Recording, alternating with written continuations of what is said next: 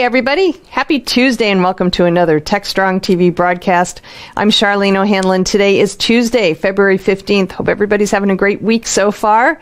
We've got an amazing lineup on today's show. We get things kicked off with a conversation between Alan and TJ Gonen, who is the head of cloud product line over at Checkpoint Software.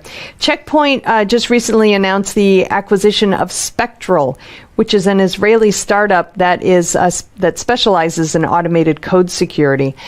This is going to be a great addition to Checkpoint's portfolio, and so TJ and Alan talk about what the acquisition means for Checkpoint and for its customers. It's a great conversation. After that, Alan speaks with Jamie Arlen, who is the CISO at Avon. And Avon is, actually, Jamie is coming on to dispute a comment that the White House National Security Advisor, Jake Sullivan, said.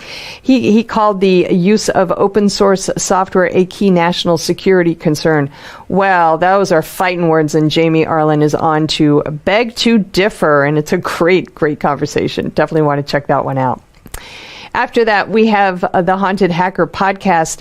This is part 2 of a 2-part conversation that host Mike Jones is having with Vidya Sekar, who is the Senior Security Service Engineer at Microsoft. They have a fascinating conversation that meanders all over the place, including talking about the future of mankind, AI, technology, friendships, hardships, diversity, and so much more. So it's a great, great conversation and really kind of shows some insight into the personalities of both of them. So it's definitely worth checking out as well. After that, we have the next installment of our CISO Talk series. In this one, we have the host Mitch Ashley speaking with Anthony Johnson over at DelveRisk and Mike Rothman over at Securosis. They discuss the changing role of CISOs and how they balance business and security needs, as well as how CISOs are bridging that communication gap that has always existed between the executive team and IT teams. Great conversation all the way around with that one. After that, we have our Something Old segment. This is from our very recent Predict 2021 virtual conference. It's a 2-day event that just knocked my socks off, and we had a great, great round of conversations happening during those 2 days.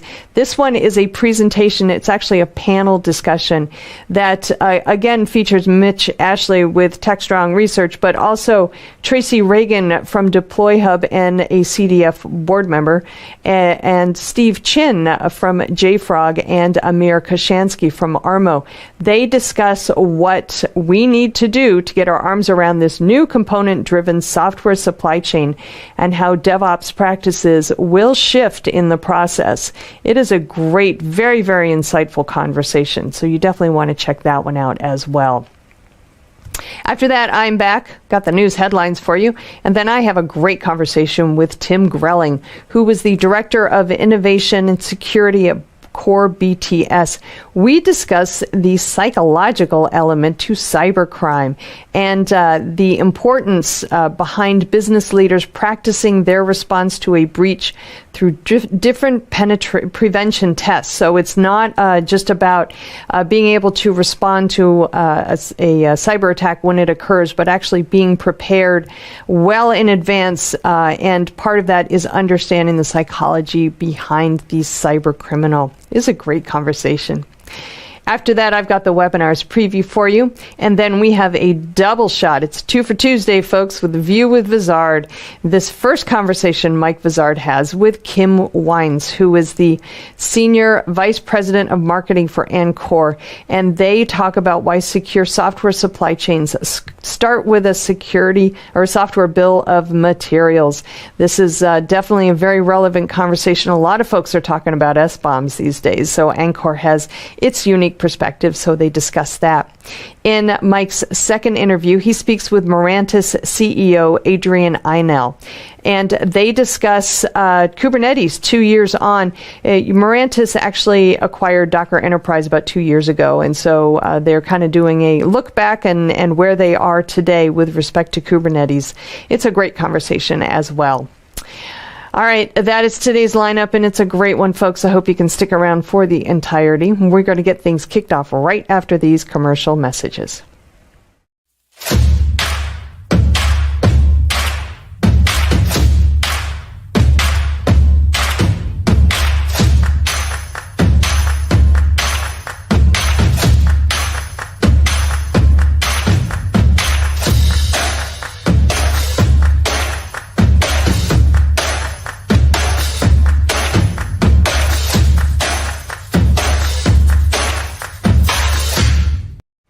right, welcome back, everybody. Kicking off today's conversations is one between Alan and TJ Gonen, who is the head of the cloud product line over at Checkpoint Software. They discussed Checkpoint's recent acquisition of Spectral, which is an Israeli startup specializing in automated code security. So TJ and Alan talk about what this means for Checkpoint's software security portfolio moving forward, what it means to their customers as well. It's a great conversation. Let's go ahead and roll it now. This is Digital Anarchist. Hey everyone, welcome to another segment here on Techstrong TV. I'm really happy to have our guest on this segment, TJ Gonen, and I hope I pronounced that right, from Checkpoint. Hey TJ, welcome to Techstrong TV. Hey Alan, thank you very much for having us. It's a pleasure. Is that the right way to pronounce your name? Yeah, Gonen, it's the right way. Yeah, TJ is the name that I changed so no one butchers it. Well, I hear you. It happens sometimes.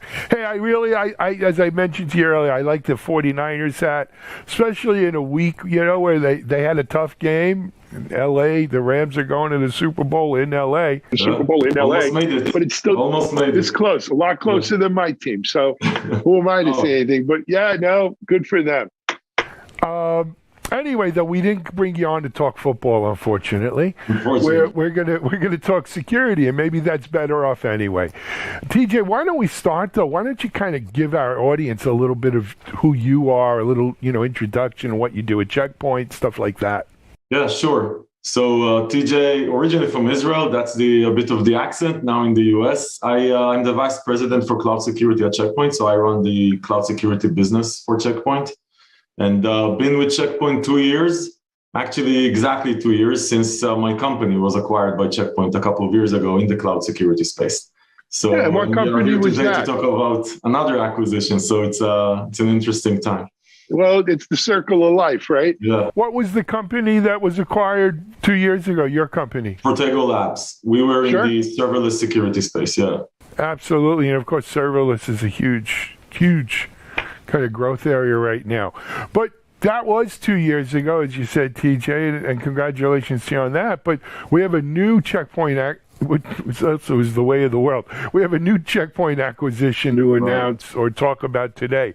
Why don't you share with our audience a little bit? Yeah, so just a few days ago, we announced the acquisition of a company called Spectral Ops in the code security space. And it's really our move into the developer-first security world. We've been very busy in the cloud security space for the last 4 years, Checkpoint, through a series of acquisitions. Actually, the cloud security business at Checkpoint started with one acquisition, a company called Dome9. Sure, I know the Dome9. Who was the founder of Dome9? Not Zohar. Yeah, no, I knew him when he started Zone9. There you go. Yeah, so awesome company. So that sort of started the journey.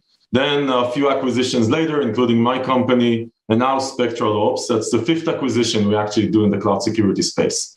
So I think one of the things that we found out relatively early is that cloud security is almost trying to reinvent all of security, reinvent it for the cloud, and trying to do 30 years of security in 4 years. And it's very hard to move without acquisitions. So yes, it is. And look, quite frankly, my background's security too. I've been in security 25 plus years. It's the reason I started DevOps.com. It's the reason I got so attracted to the whole DevOps thing, which was I really felt like it was a fresh chance for us to kind of right some past wrongs, right? Right. Yeah, I agree. A new beginning, if you will. Now, it's funny. I remember, I remember 2005 was probably the first time I heard the term cloud security, right? The Cloud Security Alliance and Chris Hoff and a bunch of folks at RSA were doing a meeting. And back then, we thought of cloud security as very sort of one-dimensional, right? But what we've seen now is, it's infinite in its variety. There's so many different aspects very much to securing cloud, and it's important. I was on with I think it was the Palo Alto folks yesterday with their latest cloud native survey. For the first time, their respondents, and keep in mind, when you're a hammer, everything looks like a nail, TJ, right? So their respondents are probably people in cloud native, because it was a cloud native survey. Right. But they said 50% of their infrastructure, at least 50%, was in the cloud. Yeah. That's a big threshold. It is a big, yeah. Right? When you say, okay, half of organizations' infrastructure is in the cloud today, well, cloud security is really damn important then. It is very important, yeah. Yep. And so it's, there's reasons for it to be complicated. Yeah. This acquisition, though, is a little different. It is. Than Dome9 or yours. Why is it different? Yeah, so the biggest difference, I'd say, is the user. And one of the things that we found out over the last 2-3 years is there's a few trends that are coming down together. One of them is the shift left trend, which is very clear. That shift left is more of a security initiative, right? Security initiative says, hey, if I can fix something, prevent vulnerabilities before they hit the live environment, I should do that. Okay, so now if you want to shift left, then your tools are living inside the pipeline, the development pipeline. And they're supposed to be suddenly used not by security people, but by developers or DevOps people. So you suddenly develop tools that are supposed to be used by people who first, not necessarily security is their first priority. That's number one. Actually, it's probably not their first priority. Even if they care, it's not their first priority. Then number two, they just are totally used to different environments. And you find out as a security company, definitely like Check Point, that's been doing security for 30 years, and yourself and myself, who are older than 10 years old, as you can see, at least on my side, is that we know how to develop products for security people. And to develop products, security products for developers and DevOps people is just a different genetics. It's a different DNA. No, it's a different animal, man. It's a different animal. So we were looking at that and said, okay, so one, we think that developer first cloud security is a real thing, and it's very important, and it's going to be a very big part, exactly to your point earlier, of the future of cloud security. So there's always going to be cloud security for security people, which is the runtime environment, checking out the actual cloud infrastructure, making sure that attacks are being blocked and all that good stuff. But when you're talking about developer first cloud security, you're going to have a different type of user. You're going to need to integrate into different types of tool sets. You need to have a different types of genetics. So that's what we wanted to solve to Spectral, is exactly that. So these guys, so, I met them first time, and I said, literally, I had probably a moment where I said, okay, that's it. These guys just get it. They've built a product that developers love. They build a product that developers understand how to use. Just like, one of their customers told me, he said, I asked him, what do you like Spectral compared to the other alternatives like Sneak and maybe a couple of others? And he literally said, listen, with Spectral, the first time I connected this thing, first it took me 5 minutes. The second thing I started to use it, everything was exactly where I expected it to be.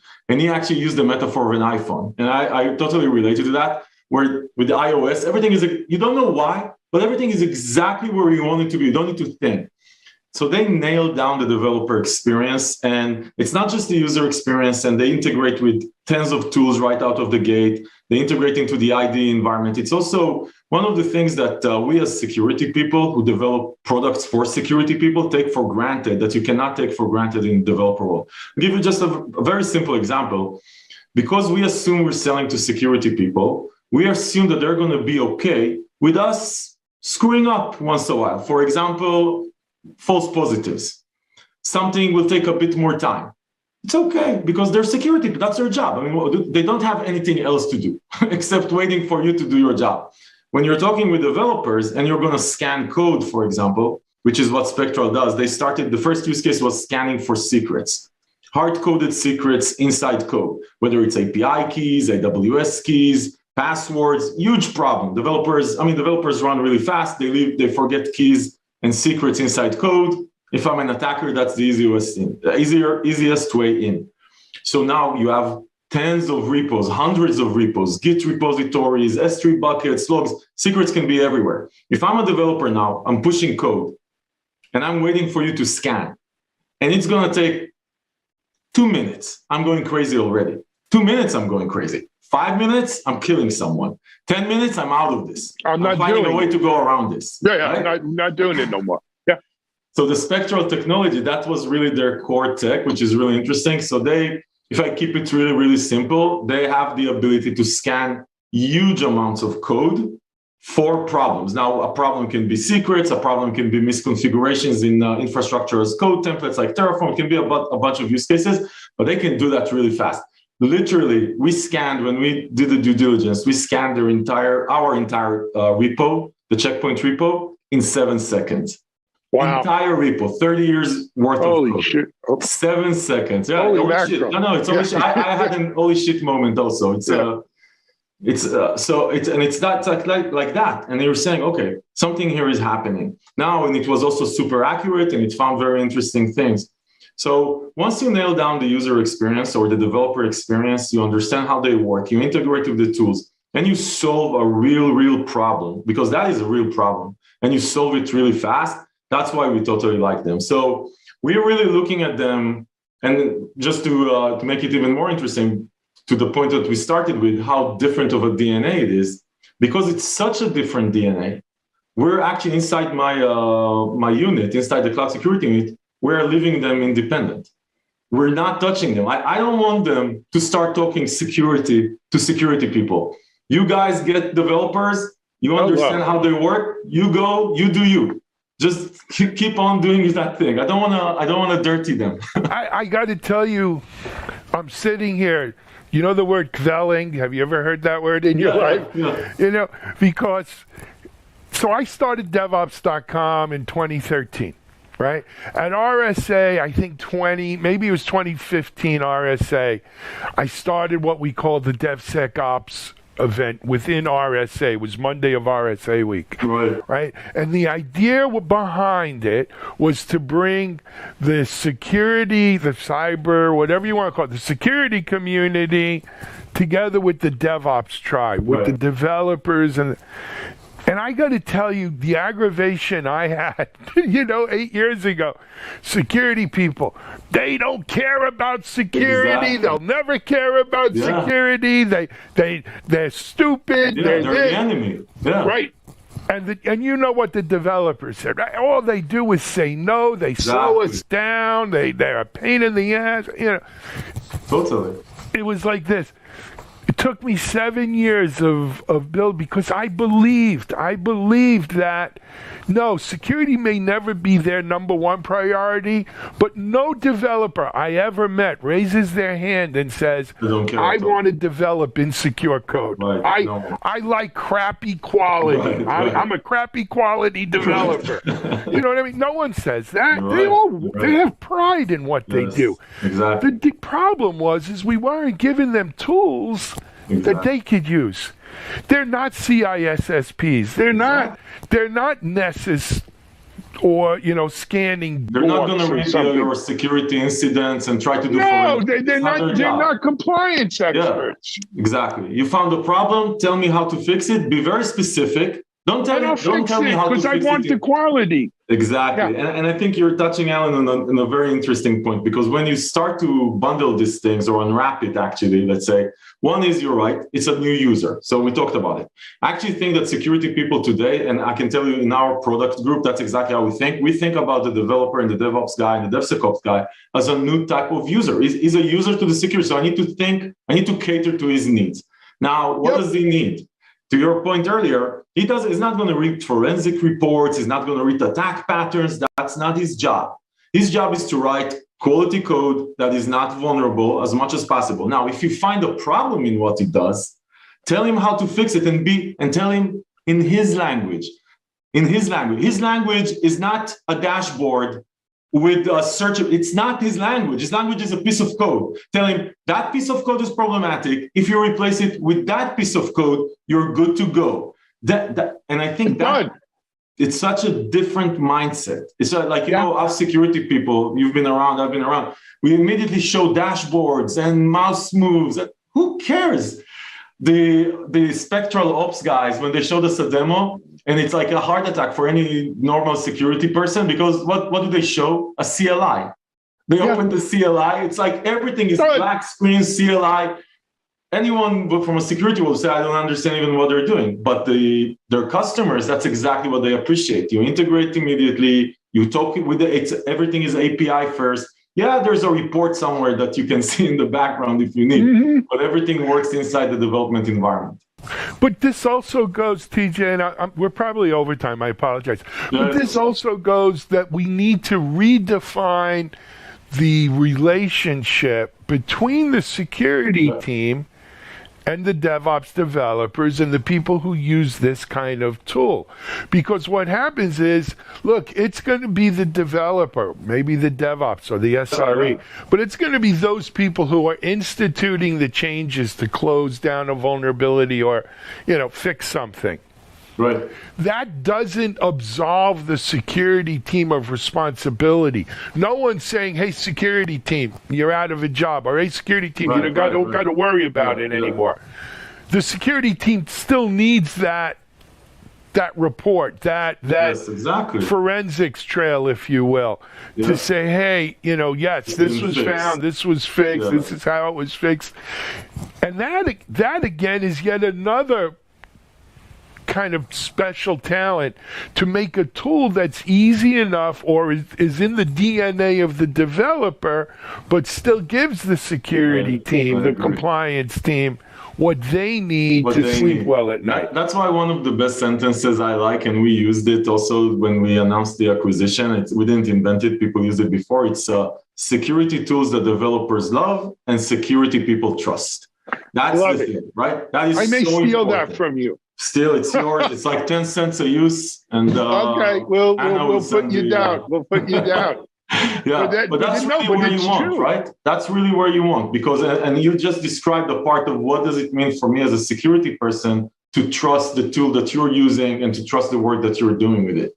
And I think it's very interesting. I think in the future, by the way, Alan, and I think you're sitting with DevOps.com, just right on the money, because the future of security looks like this. You're going to have security people. They're going to more and more. That's where it's going to go. It's not tomorrow, but that's where it's going to go. The traditional security people, I call it the sandwich model. The traditional security people is going to be at the beginning in defining what is secure or what does it need to be. Is going to be at the end validating that security actually happened. The sandwich in the middle is going to be more than ever in the future, more than today by far developers. It's going to be code. Security as code.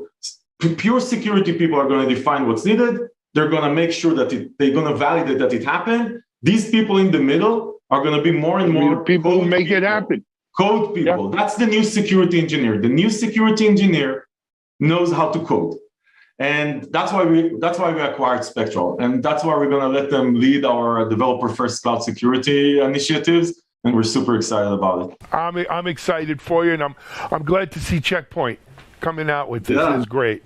Hey, for people who want to get information on Spectral, how do they go? Checkpoint.com website, you're going to find immediately on the homepage a link to the information about the acquisition, and you can also go and check out spectralops.io, the website of the company.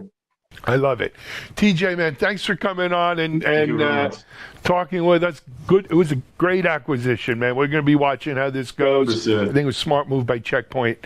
Hey, we're going to take a break here on Techstrong TV. We'll be right back with some more interviews and news and information. TJ, thanks very much. Thank you very much. Thanks.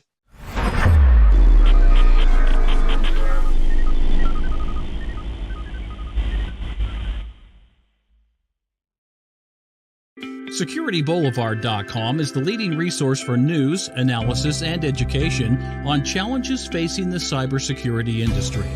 SecurityBoulevard.com covers all aspects of cybersecurity, including data security, DevSecOps, cloud security, application security, network security, security threats, and more. SecurityBoulevard.com has the largest selection of security content, featuring breaking news, blog posts, podcasts, and more. Visit www.securityboulevard.com to learn more. SecurityBoulevard.com, home of Security Bloggers Network. All right, we're back. Next up, Alan is speaking with Jamie Arlen, who's the CISO at Avon. Jamie's got a very interesting perspective on comments that White House National Security Advisor Jake Sullivan recently said. He called the use of open source software a key national security concern. Well, Jamie's not having any of that, so he's on the show to discuss with Alan his point of view and why he thinks that Jake's comments are incorrect. So, great conversation. Let's roll it now. This is Digital Anarchist. Hey everyone, welcome to another Techstrong TV segment. I'm happy to be joined once again by a friend of mine who reminds me that, we go back 15 years in the InfoSec world. My friend Jamie Arlen with Avon. Arlen, Avon, I got it. Jamie, hey man, good to see you. Good to see you too, Alan. It's been, we spoke, I guess it was probably about 4 months ago, I bet. Something like that. It's been strange times, but it's good to see a familiar face and old friends, It's that time of year when we should be having breakfast together, and yet... Yeah, actually, Well, it will be a couple months now, right? I actually was just talking to my team, have we bought airfare tickets yet for RSA? Because at this point, it's day to day, right? But at this point, I'm feeling optimistic that we will actually go out to San Francisco in person. It'll be nice. The whole DevSecOps thing, the Bloggers Network, and all of that. I haven't seen people in so long. It's going to be really great. You and me both, man. You and me both. Anyway, hey, Jamie, for those who aren't familiar with Avon, can you give them a quick, before we jump into what we want to talk about, a quick background? Yeah, absolutely. So one of the things that Ivan does for, I guess, fun more than anything is provide a set of open source data products, databases, data visualization, data tools across a lot of cloud service providers. So we take that multi-substrate part underneath and make that kind of real and deliver an easy data platform for developers to use that is agnostic to the underlying platform and very much pro open source. We're a huge supporter of open source software, open source technologies. Absolutely. And that's kind of what we want to talk about. Jamie, I was telling someone this the other day. Open source and security have been a thing for as long as I've been in security. As a matter of fact, some of the best security tools we've ever had in our industry have been open source tools. Snort, ClamAV, Nessus at a time, Nmap, all of these. But really, the focus on open source and security recently meaning the last 5-7 years, maybe more, has been not open source security tools, but securing open source tools and open source components and projects and so forth. And, I was brought up, or I came up in a time where kind of a prevailing thought was, well, open source is more secure because it has more eyes on it, right? The more eyes on it. Yeah. Well, and that was sort of the counter argument to, well, if I buy a product, then it must be safe because I'm paying for it. Exactly.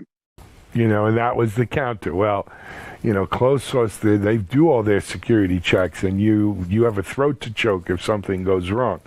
Who are you going to call with open source, right? Ghostbusters. So look, we've known for a long time that there was a soft white underbelly here, is the bottom line. And unfortunately, over the last couple of years, this soft white underbelly's been exposed and ripped open more than once. Yeah, at least a few. Yeah. The latest one was pretty painful. Yeah. Well, yeah, it was. But at some level, you got to just recognize that, look, all software has design flaws, bugs, whatever you want to call them, vulnerabilities, and open or not. But the open source software probably does present, a special use case, if you will, with some unique things you have to do, should do, want to do. it's your area of expertise, though. Let's talk about state of the art and what to do. Well, I think the first thing you've got to sort of realize is that we've built this world where open source is the infrastructure of the world, and part of that was by design. Part of that was accidental. I've been a daily Linux user since 1993. This stuff has been around for a while. It's almost 30 years, right? And so we've grown up with this internet that was built on open source technologies. Going all the way back to the Apache project, and the first time that I was playing with this whole World Wide Web thing, it's built into it, and it's arguably most interesting because it doesn't really belong to anyone. It's practically a public good, and there's this, I don't know, we'll call it tendency. Whether it comes from business or whether it comes from politics, but there's this tendency to try and internalize things as, well, this is a problem for us, and it's really a problem for we. Right? There's an element of sort of Nash's law in this, that if we all choose less than our personal optimum solution, maybe we'll all win. And that's an area where I've definitely had some strong experiences in the past, and where Ivan has given me some real levers to use for that. We have an open source office, which is staff of around 10 or so, which in an organization the size of Ivan, we're 350-ish. That's actually a significant portion of our staff who are dedicated to working on the open source projects. So we pay their salaries, but they don't actually work on anything for Ivan directly. Even on my staff, I have a security developer engineer who spends 50% of his time working on my problems and 50% of his time working on the problems of the world. He's actually on the Internet Engineering Steering Group, so part of the IETF. Right.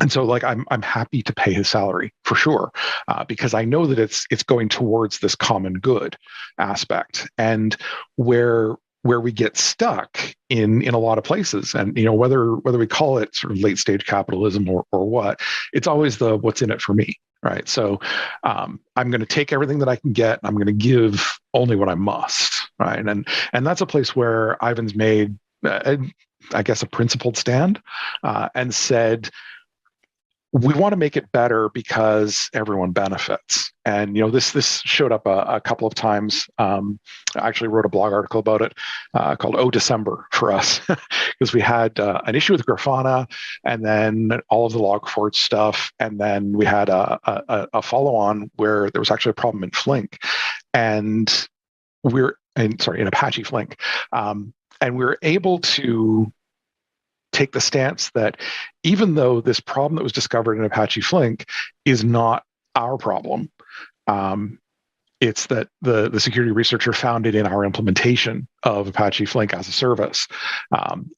We went ahead and paid the bounty on it. Anyways, with the Grafana issue, we paid the bounty on it because nobody else was taking care of these things, right? Where you end up in this situation where you can either work with the rhythm of the community, work with the researchers and fix the defects as we find them, contribute the code back upstream, fund the researchers through a bug bounty program or similar, and more than anything, show our customers and show the rest of the world that this is something that you can take seriously. You can contribute in a meaningful way, more than just, patting yourself on the back and saying, well, I paid my dues to the Linux Foundation, so I'm good, right? Or CNCF or any of them. You can... They're all Linux Foundation, pretty much, but yeah. Under the hood, yeah, absolutely. Yeah. OpenSSF, all of it. There's also this sort of direct push that you can make, and it really becomes important when you consider, some of the stuff that's coming to the United States around software bill of materials and software supply chain, and how open source software can contribute or detract from that supply chain because, the provenance of it might be questionable. Of course, when somebody asks that question, they obviously don't understand the concept of git blame, but we'll stay out of the technical weeds for a minute and go back to this is a problem that we need to solve for us. And that's different than a problem that I need to solve for me. Yeah. And I don't know how to help with sort of the push for that, other than, obviously taking advantage of the opportunity to talk to you about it. How do we, as an industry, whether it's the security industry or the cloud service provider industry or the users of open source software, which is at this point everyone. My television came with a GPL disclosure. Like it's everyone at this point. We all benefit from this common good. How do we maintain that common good? How do we take this awesome thing that we have? I mean, one of the best descriptions, this kind of veers into the land of the metaverses, but William Gibson described what his version of cyberspace looked like, and everybody sort of had their vision of it. But along there, one of the quotes, I think it was William Gibson, but it might not be, said it's a consensual hallucination. And I think that's a really apt way to describe the internet, right? That, you and I both remember before the internet was commercial. And, when the commercial internet exchange was a thing, right? And now, of course, the internet's commercial. It's where commerce happens. It's where all government services happen. It's how we communicate with each other. I live in a family that's distributed across thousands of miles. The internet is where we hang out.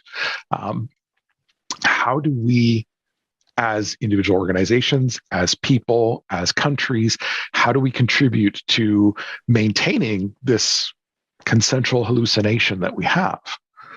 And I think that's where we could take the power of governments to shift requirements on corporations, or where we can take the opportunity to help end users understand, right? The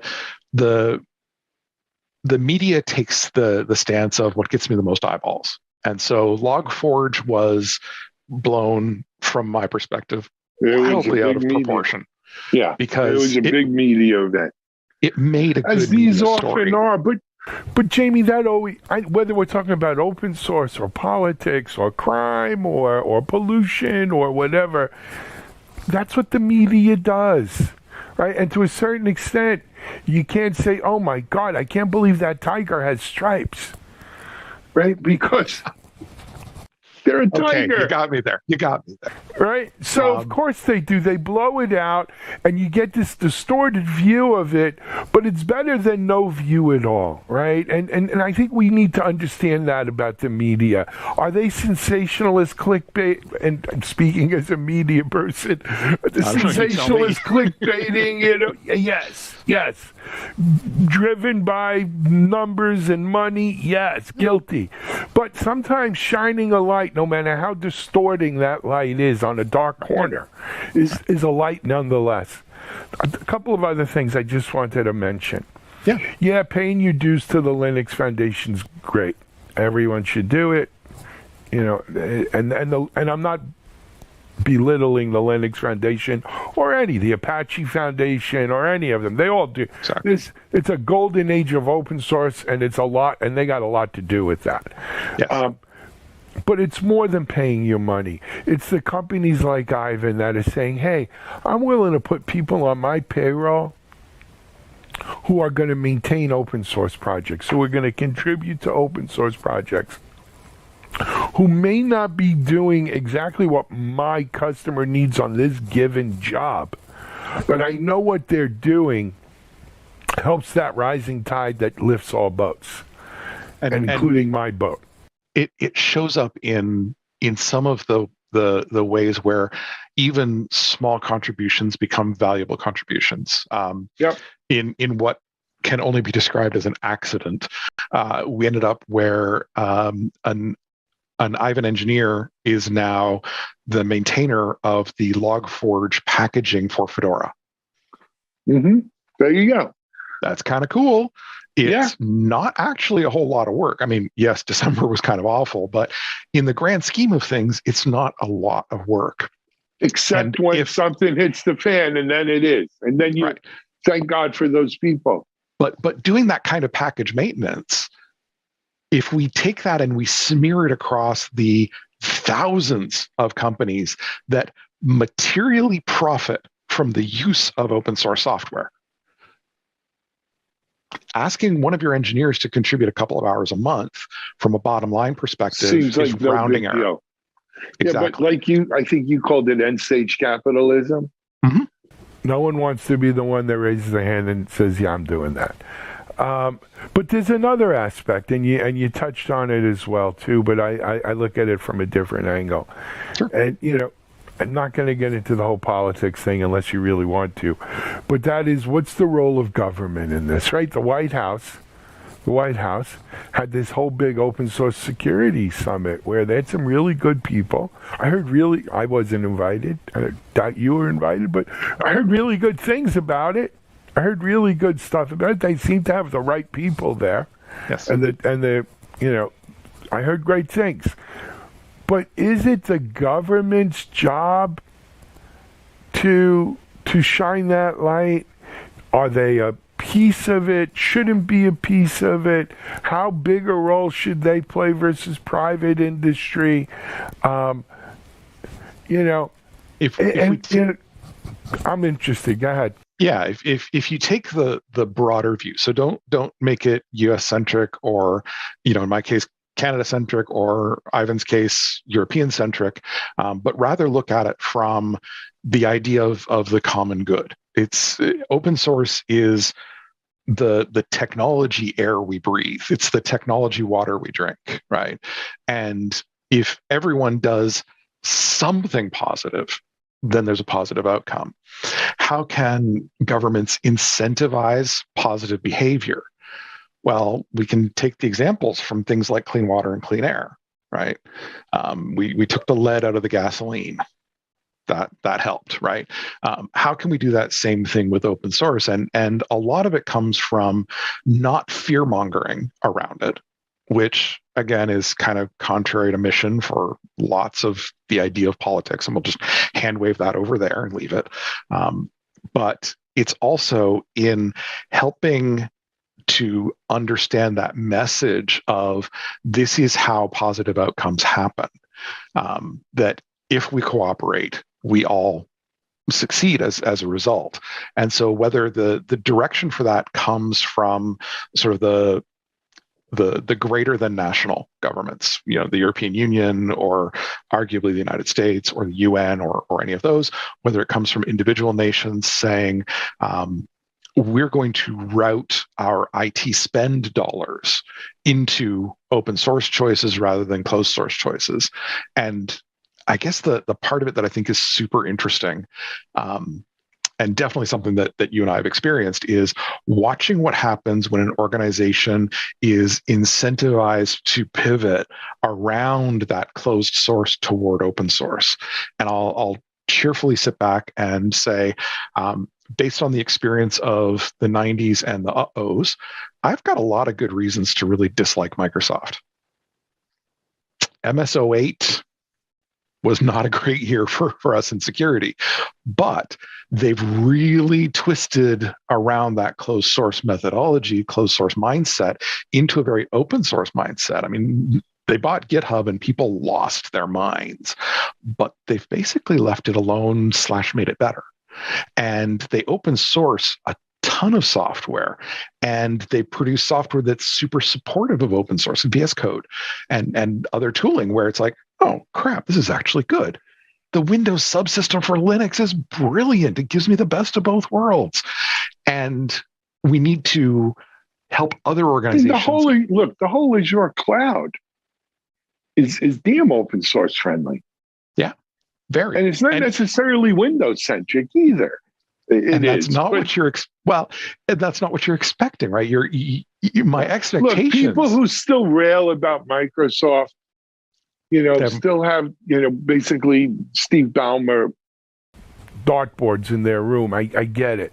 But this ain't Steve Ballmer's company. It's not Bill Gates' company. It's Satya's company. And yeah, Microsoft's no longer the poster child. There are other bad guys, yes, there's enough of them. But here's how this whole cycle comes together for me. the white knights working on open source projects, toiling away in the bowels of the Linux Foundation, enabling the Grafanas and the Prometheuses and the Kubernetes, and name all the big open source kind of aircraft carrier kind of projects, right? Making the world go round. We know they have problems. We know there are soft white underbellies. Then something happens. Shit hits the fan. All of a sudden, media gets involved. The public, wakes up from their Rip Van Winkle snooze and says, "Oh my God, there's gambling going on here. I'm shocked," right? And now all of a sudden they shine this light and it gets a little distorted. But that distorted is what wakes up government to say, "Hey, wait a second, we got a common good. We've got a common good issue here. This is what we're good. This is what we're for." And we need to rally around, marshal the forces to make it happen. And hopefully they go back to the Linux foundations and the maintainers and the experts to get their opinion and say, what can we do to help? What should we do? When it works right, Jamie, it's a beautiful thing. When it doesn't work right, important. We need them to not make a new thing. We need them to use the tools and the systems that we've developed, because we've grown open source governance ourselves, right? As members of the open source community, like me, you've been a user of this stuff for a long time. We watched this stuff grow. We helped where we could. We at least commented on Slashdot all about it. But open source has governance methodologies and capabilities and capacities. We don't need necessarily a legislative solution to it so much as we need a push for participation. Yeah. Agreed, man. Agreed. Anyway, hey, man, we're over time, but I love talking about this stuff with you. Are you planning RSA? Are you planning to attend this year, or maybe not? I am cautiously optimistic that I will be there. Right. Me too. I hope to see you there if we do. We are going to do a Bloggers Network event. The Jillian's, whatever Jillian's morphed into, that place closed. Yes. So we got another place. We'll put it out. But I hope to see you and all our friends who are going there, and we'll raise a glass and have a good time, man. All right. Stuff. Thanks so much. All right. Jamie Arlen here from Ivan on Techstrong TV. We're going to take a break, and we'll be right back.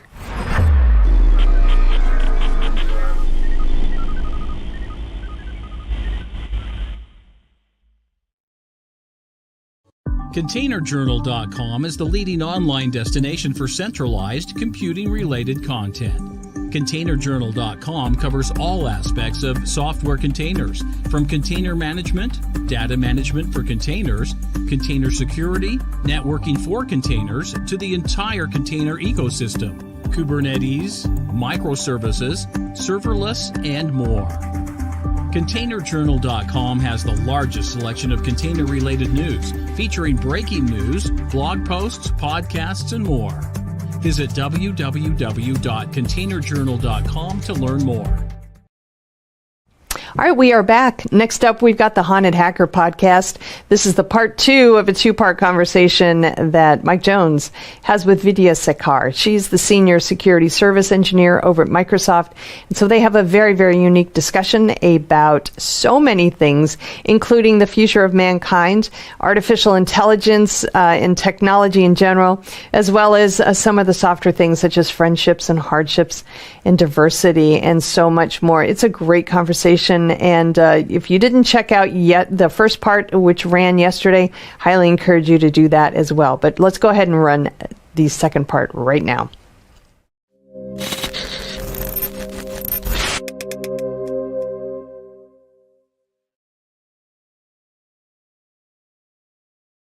Are we actually a very, very advanced civilization already?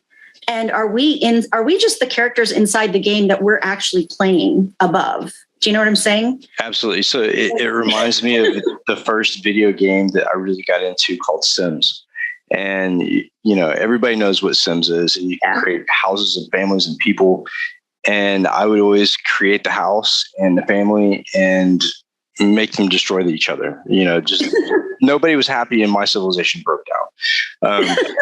But I do think about that. And I think about, you know, reaching out to outer space and you know, the new telescope that went into space not too long ago and what we're going to find. You know, it's also just a small component. If you really look at it from this player theory that the player is playing us as the game, then even the multiverse is basically part of the game. And how many copies of us are there? And how many players are playing this game? It's just really fascinating to me to just speculate. And doppelgangers. Doppelgangers exactly. too. Like you can take two people that are not related. And I've seen photos of this on like it was a copy paste. It was a copy paste and then just changed a couple things. Yeah. Right. And I've seen like real world glitches. Like there was a video that somebody took of an airplane that literally looked like it was stuck in a lag and it was not moving. And things like that, like that wrinkle in time. You know, I'm actually printing Einstein on my 3D printer right now. But, you know, just relativity and some of the theories that back then they thought were absolutely insane that have been proven. Yes, it's true. And at least that follow science. Yes, I agree. Yes. But yeah, it's really interesting to look at the potential in the future. And when you look at relationships and how those are going to be formed and maintained. And it's been a really, I guess, focal point for me in the past couple of years because of the pandemic. It took that social interaction out of the equation and made it more virtual. And I think it really tested people's resilience as far as be able to maintain those relationships through a virtual connection. And I think we're geared towards that. Like you say, we have Amazon that can deliver groceries, whatever we want to get at the store. I've been living. Yeah. That's how I've been living. It's all been delivery services. And I always thank them so much for it because I can't get out there to do my own shopping. So, yeah. I mean, but, I want to go back to the thing about the hacker word. I think when you think about hack, we all do it. We've all got little hacks for everything. And in fact, it reminds me of crows because I have a lot of crows outside my balcony. On the weekends, especially, I see them calling and going by all the time. There's an old Thummel story about a crow that wanted something, but it was at the bottom of this jar that it couldn't get to. And so the crow couldn't figure out how to get to it, but there was water. So it started to put like a bunch of rocks in until it finally rose enough. Oh, it was water. It wanted water, but there wasn't enough. So it threw rocks in. The water rose to that point. Then it could finally drink the water. And I was like, that's a hack. That crow was hacking that jar of water. And that's not a bad thing. So it's just everything we have, we seem to put this good and bad terminology around it, right? So it's just energy. Energy can be good and bad. It's just power. Power can be good or bad. It's just money. Money can be good or bad, right? It's the usage of the thing. It's the intent. It's are they trying to criminally steal from somebody else? Are they trying to kill someone, harm someone? That is the same no matter which platform we're in. Are we on Earth as what we believe to be real creatures, or is it digital, or is it going to be in the metaverse? Like the reality is going to be just kind of trying to deem if that thing that we encountered was really supposed to be done with ill intent or not, right? Right. Totally agree. I think the more we get logical about this, I feel like the more likely we'll find alternative solutions to the way that we're doing things. And that's been a real thing for me. I wish that we weren't a security industry, honestly. I wish that because basically security is everyone's responsibility. It's not just a few group of people. It's like the law is not the law enforcement officer's responsibility. It's everybody's responsibility to follow the laws. And then, they're there to help, whenever situations arise or whatever. Some say that they have different experiences with them. I've even had those. That's okay. But the thing is, like, they aren't the only ones responsible for making sure that people are safe in society, just like we shouldn't be the only ones responsible. But for us to do that, we have to get better at communicating how things work, how they need to be protected, how they can harden their systems, how they can defend their homes, they can defend their bank accounts or whatever it is that they need to, how the young children can be kept safe in their multiplayer gaming. Everyone needs to take the burden of that security responsibility on. That's my dream. I want to see everyone get into this industry. I try to get everybody into cybersecurity. It's like, just you're going to we need you. We do. And the person's like, well, I don't do anything. Like, that's okay. Do nothing with us because we'll show you how to do things. It's really, really important because everyone has different ideas and thoughts, right? I came out of Detroit, so my perspective is very street smart, and I look at things in a very different way than someone who had a nice education and kind of came up through the correct method of growing their career. Unlike me, I started in GRC and then I moved backwards into IR, going through all the steps in complete reverse order. That's okay. I come from the same type of background. I don't have an education. I graduated high school, barely graduated high school, and later on down the road decided to take some college courses, and it was all in science. And I have enough hours to have a bachelor's degree, but it's all in science, so I'm not qualified for anything. But you do, because the thing that's most important is what you learned, right? If you can use what you learned. Like, I used to complain, I told my mentor this the other day. I was like, when I was young, I used to be like, I'm never going to use math. I'm never going to use this. Why am I learning all of this? I'm never going to use it.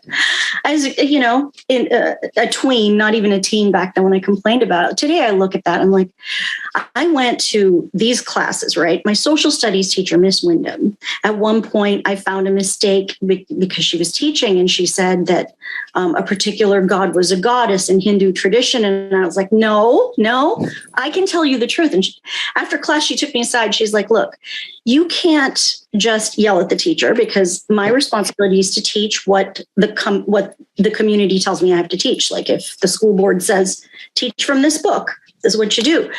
She said, take your book, Harcourt, Brace, Jovanovich, write to them. Tell them you found an error, ask them to fix it. This is your job. And I was like, okay. So here I am, a sixth grader writing to a textbook company. But those are the things we learn along the way. I thought that's like a fluke thing. Oh, I'm doing this thing and I'll fix the book and other people will be happy. It won't matter to me. But no, that whole taking interest in trying to be accurate and make corrections and reflect on, clear communications, create clarity. It's one of our principles, right? So create that clarity and be as accurate as possible. That came from Ms. Wyndham at that moment, right? So we pick these things up along the way. It doesn't have to be from a formal education. I still have a lust for formal education. Every few years I sign up to do a master's and then I drop out because of my illness, but then I try again. So I'm trying again right now. I'm going to get started again, and hopefully I'll make it this time. We'll see. That's awesome.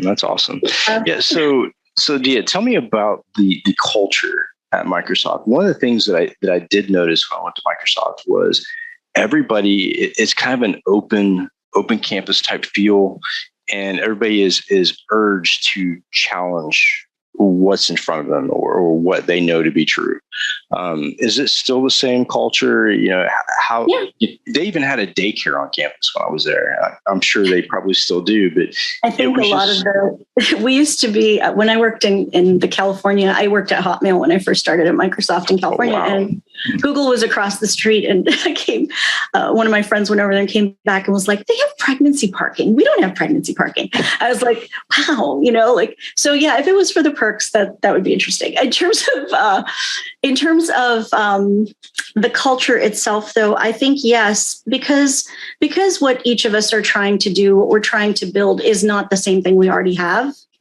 Because that's just the philosophy of what we're trying to do, is build tomorrow and to enable more people around the world to be able to achieve their dreams using the software and the services that we put out there, and even some of our hardware. So in order to do that, we have to challenge ourselves. I think that the changes that the way in which we challenge one another has shifted. So we do it with respectfulness and empathy now. I think that was a very important thing because it's led to some wonderful collaborations within the company that I think we're really benefiting from now. Yeah, absolutely. Yeah, I think in a lot of ways, Microsoft gets, the short end of the stick when it comes to reputation. I look at some of the products coming out of Microsoft and, they're great products. I think where I've seen the gap is people don't necessarily understand the technology. They don't necessarily follow the right steps to protect it. One of the things as a pen tester that used to drive me crazy is going to, a campus or doing a pen test and seeing vulnerabilities in Microsoft networks from like 10 years ago. But it's not Microsoft's fault. They put out patches. It's legit. Problem is people don't know how to advance their networks along with the technology. So that's a really great gap that you've identified, and that is the ability for people to actually act on the fixes that we're putting out there, right? Mm-hmm.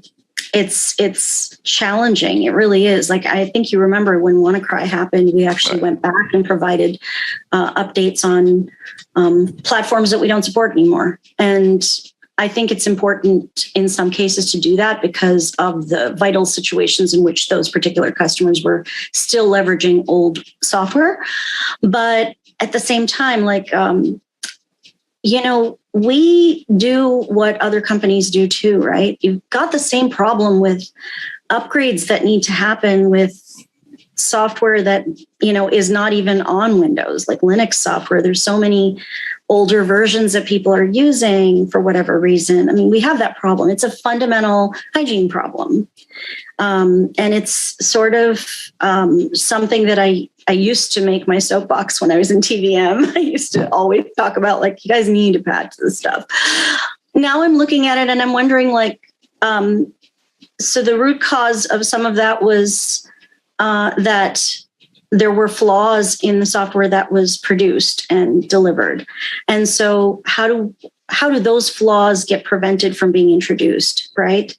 But there's only so much you can do there also. So the kind of root cause thinking that I have that kind of drives me, it's kind of making me, and this is actually why I've talked to different universities to try to figure out where I should go next in terms of learning, because it's how do we come up with that picture of that root cause that we can actually address that will really have that ripple effect and make us stop playing this whack-a-mole game? We've built entire processes and we've built entire, we built an entire industry around just patching, if you think about it, right? Is there a better way? We don't know right now because we've tried doing things on behalf of the customer. They don't want that. They want the control. Vista is a great example where we put so many things in place and it didn't work for the user. The user wants their freedom. But then how do you defend their systems while they want their freedom as well, which is an interesting thing. And in fact, my role right now, I'm in IR and I work for an organization that does manage desktops for enterprises. So it's Microsoft Managed Desktop. I actually love this role. I get to talk to our external customers. Sometimes I get to help them with different issues that are coming up. We have a SOC team. We're also building out our blue team really nicely. It's just super fun to do this because this is that partnership that fills that gap. So they could go with a third party to manage those desktops, right? Or they could manage them themselves. But then if they need this and that from Microsoft, then they need that third party to come and find Microsoft and whatever. In this case, they're just talking to us. We'll go talk to our friends and figure it out and come back and help them, which I think it has its charm to it. It's a little bit more cost effective for those folks, I think, in the long run. I hope it is. Yeah. Absolutely. Yeah. And I think that's really cool to think of Microsoft as having a SOC and a blue team and the things that everybody else has in the industry. But I think where the industry fails, like you said, it's a battle of patching. But I look at it a little bit differently. So I look at the mistakes left in code as an opportunity, right? Yeah. So to me, it's an opportunity to find those little hidden gems, exploit them. And when the patch comes out, guess what? That software package or that technology has just gone through a micro innovation stage. And every time that happens, we all learn lessons, but it also advances the technology as well. It does. Without those flaws, I don't think that we would be where we're at in technology, to be honest with you. I think you're right. It's interesting. Lance Spitzner from SANS, he teaches, I think, security awareness, and he put out a really cool chart at one point that I've seen, and I love it. It actually looks at the Windows OS, and it looks at all the different things we've put in place since, I think, 2005 or something. And it's just a chart that shows how much harder and harder it is to actually pop the system, which I love, because we've put a lot of really cool new techniques in place to defend the system for the customer. And I think that matters. We need to look at doing more of that. But there's always going to be the freedom to do what you want to on these systems. And today it's fine. It's just a laptop. It's just a server. What's it going to be when it's inside your body? Right. That's my biggest fear. When it's, in your transportation, your only mode of transportation, you're inside with 100 other people in this new mode of transportation. And it's going at, unheard of speeds today, because we now have cooler transportation 100 years or 10 years from now even. What's it going to be then? Like how much will we tolerate having a company go ahead and fix things for us before something bad happens, right? I think that at that point, you talk about freedom, security, and having control. And I think that when it gets to a point where it's that critical, I think some of those freedoms and controls will probably be taken away, to be honest with you. I think that those systems will react. I mean, just look at the pandemic as an example. How are people going to react to being told you don't have this freedom anymore? It doesn't go over well. No, it doesn't. But I think it takes that painful situation to be able to revolutionize the way that we do things. I mean, look at the way the U.S. was founded and formed. That was a lot of pain and struggle, and a lot of good things came out of it. But sometimes I feel like in order to grow as a person, I have to go through that pain or that struggle in order to get to the other side and go, hey, you know what? I did it this way. It worked this way. And this is the lessons I learned along the way. And I think as a civilization, we need to stop looking at the environment that we live in as a state or as a community or as a micro-segmented piece of reality. We all are one, really, and what we do affects everybody. And I think that when we get to that mentality where we can embrace that, I think things will change drastically without that much struggle and pain. It's true, but we also have to take into account that everything is not one size fits all. Right. And there are underrepresented communities in technology. Oh, absolutely. Until their voices are part of our solution, we're not solving for everyone. The distance between the haves and the have-nots, once the metaverse is really where we start to live and work, that's going to grow bigger than we've ever realized, unless, and this was another part of the conversation I had with another friend, is like, what if how are we going to project people that, for example, are homeless or poverty stricken? Are we going to project them into the metaverse because that's just where all humans are going to be? Or is there going to be an outside world and an inside world? What's going to happen? And so part of how those decisions get made and making sure that everyone's voice, like enough people from the communities that are not widely represented, enough of those voices are part of the conversation. There's enough dissent. And dissent doesn't mean just get angry and walk away. It means have the conversations, understand with empathy why somebody thinks the opposite of you. Right. And absorb that, internalize it, understand, live in their shoes for a minute and see what that feels like. And then start to think about how do you construct around that? Because we're building a community, we're building a neighborhood or a new world, right? And then we are also going to have to abstract away from things we're used to. We're used to countries, we're used to languages, we're used to differences. that's going to be hard too, because I don't think humans want to be the same. I think they want to be different. We see it because even in America, we've self-segregated into communities by ethnicity in a lot of places, right? So I think people want to have those cultural differences, which is great. So how do we account for that in our planning?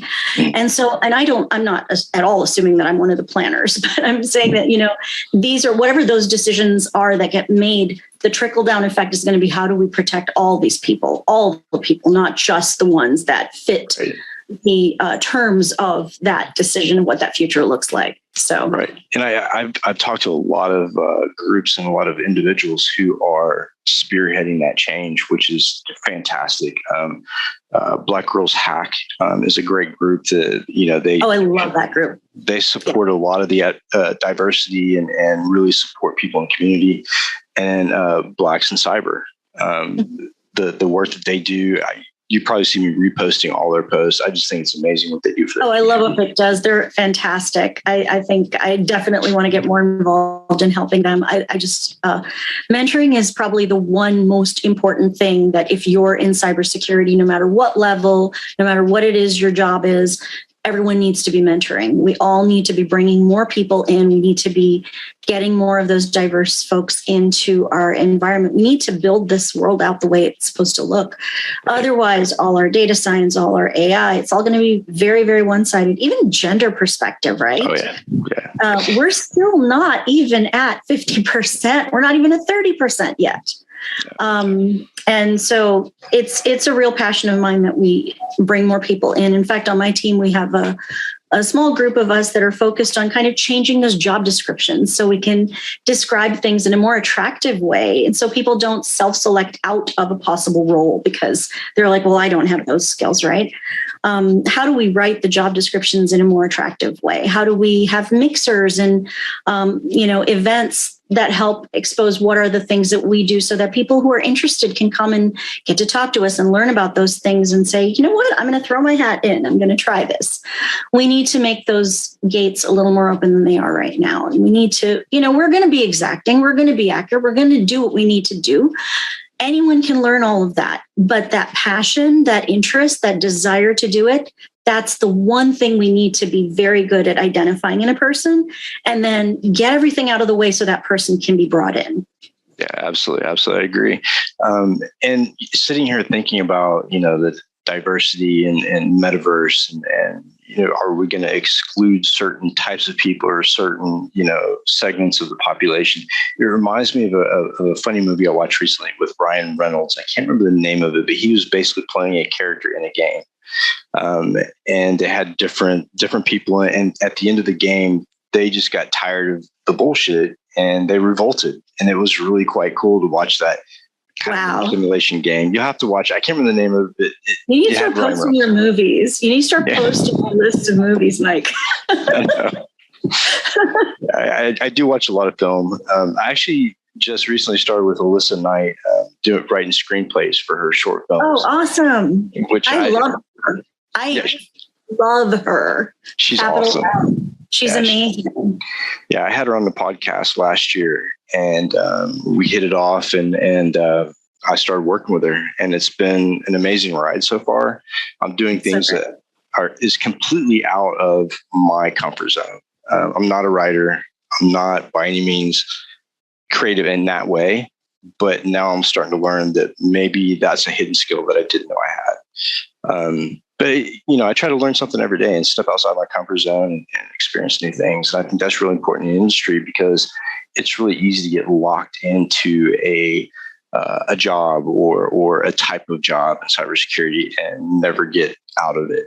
I think that it's important to learn all aspects. Like I did red team before I did blue team, and now I'm running an MDR. So diversity in the workplace with people, as well as diversity with the types of jobs you take. Yeah, experiences, absolutely.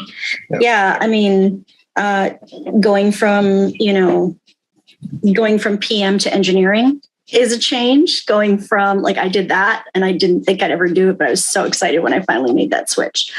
And then going from, even in PM, working in an organization that just does email Hotmail, and then going into looking at all the online services and what do they need to do before release to keep, their users protected. There's that. And then going from that into anti-malware, working for Defender team, right? And going from that to threat and vulnerability management. Of course, I left the company in between for a second, which was super fun, but also not my thing. I need to come back.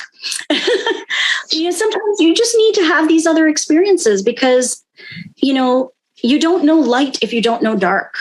You don't know. The characteristic of something if you don't know the opposite of it. In a sense, you kind of need to have the yin and the yang. Yeah. And at any given time, you'll find that I'm learning something I totally don't know. Like right now, I'm really struggling with Sanskrit letters because I never knew how to read it. I understand it quite well, but I never knew how to read it. And for some reason, it's just something appealing to me. And while I'm doing that, I'm like, well, how does that relate to Latin? So that's being brushed up at the same time, which is interesting. During the pandemic, I wanted to practice something. So I picked ukulele. That seemed easy enough for someone with arthritis. So I've been doing songs. I've been doing ukulele quite well. It's been really fun. And I can now do a whole bunch of really cool songs and things now. So, it's about just constantly being entertained by yourself. Yeah. Because the more you know and the more you understand, then when you're put in a situation where all of a sudden you're on this team and this team does something you've never done before and you have to secure their releases, it becomes there's less ramp time because you can kind of grok it and go, oh, this reminds me of this reminds me of that. I mean, that's really the best way to kind of transition into cybersecurity, right? Is to be able to ask a lot of questions and then see what people are doing and go, this sounds like that. This sounds like that. Do that pattern matching. Yep. And if you can pattern match and help people see what you know in the context of what they're looking for, that's the route in. And the thing is, if you never stop trying to know more things, then you connect with way more people, and that leads to way more collaboration, way more understanding and empathy, and ultimately it helps us keep people secure more. Absolutely. And I like to say the more you know, the more you grow. Yes. So I try to stick to that. So last thought before we close it down, someone coming into the industry, what would be your key piece of advice for anybody coming in? I would say to really just become a sponge and absorb everything. Try to understand what the big picture looks like. If you're going to be in security, try to understand what all the different domains are. What are all the different roles? How do they relate to the different domains? And try to see what you like. And that's, I think, what a lot of people don't do. They don't think about what they like to do. They think about, I need to learn this so I can get into DFIR so I can do this, right? Instead of that, think about what are you naturally drawn to, what you naturally really like to do. And you'll find there's something in security, something in cybersecurity, InfoSec, whatever we call it these days. You'll find there's something in there that's actually aligned with what you enjoy. And it's going to be a perfect fit for you. Then you build that space as kind of your niche. But at the same time, while you're building that niche, learn other things, try other jobs. I remember once when I was a PM, a manager said to me, because I was complaining about ops, they were like, why don't you go work in ops? So I was like, okay. So I flipped roles and I worked in ops, and I was like, then complaining about dev. And I was like, okay, I get it now. So if you don't do the other job, you won't know what, why they do what they do. And I think asking why is super helpful. Ask why things are the way they are before you just do them, and ask, how long they've been this way, because we'll find things, even protocols are super old. Why are they still there, right? Why have we not updated them? Why are these gaps that we've had for so long not been looked at? And so it's sort of like you're joining a cleaning crew and you're going in a house that really, really needs a deep clean. That's really what security is. So you're going to find things around the corner, get the duster ready and get going, That's I awesome. think that's how I would approach it. Yeah, I like that analogy, definitely, and it ties in with. I kept thinking Bluetooth stack. It's been like 30 years and it's still the same. Dia, it was great having you on. Thanks for taking the invite and jumping on here. I knew we'd have a great conversation. I can look at people's LinkedIn and kind of gauge how we'll fit together. And looking at your resume and the things you put out there, it's definitely positive and challenging. And it definitely was a great conversation. So come back anytime. And I hope you do well, and I hope you stay safe and healthy. And thank you. You as well, Mike. Thanks. Absolutely. All right. Talk to you guys soon. Bye.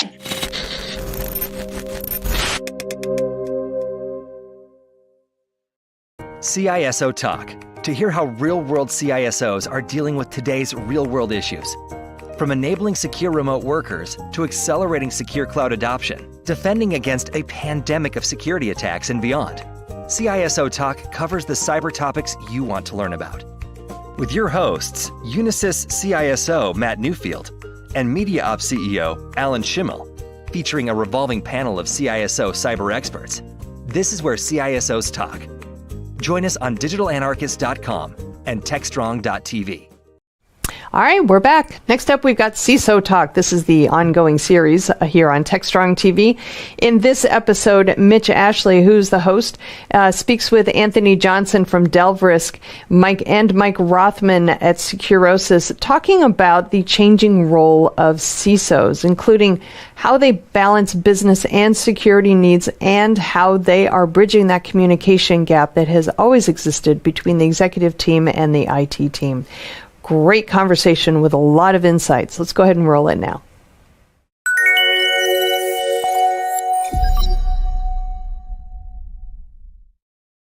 Hi, and welcome to another episode of CISO Talk. My name is Mitch Ashley. I'm CTO with Techstrong Group and also principal with Techstrong Research. My partner in crime, Matt Newfield, is off today. I think he got a call on the bat phone that he had to take, so he is otherwise occupied. So let's get to our topic today. I think it's a great time to be talking about it because we're all living it in so many ways. And the topic is how the changing role of the CISO. I mean, a lot of jobs have changed in recent history, but I can't think of any that's changing more than a CISO's job. Well, let me first introduce our esteemed panel of guests, repeat guests. Glad to have you both back. Appearing again in, let's see, what position are you playing? Are you playing center or guard this game here, Mike Rothman with security? I can't talk. Goalie. The fat guy's always the goalie, so that's me. You just like all the equipment. That's why you like goalie.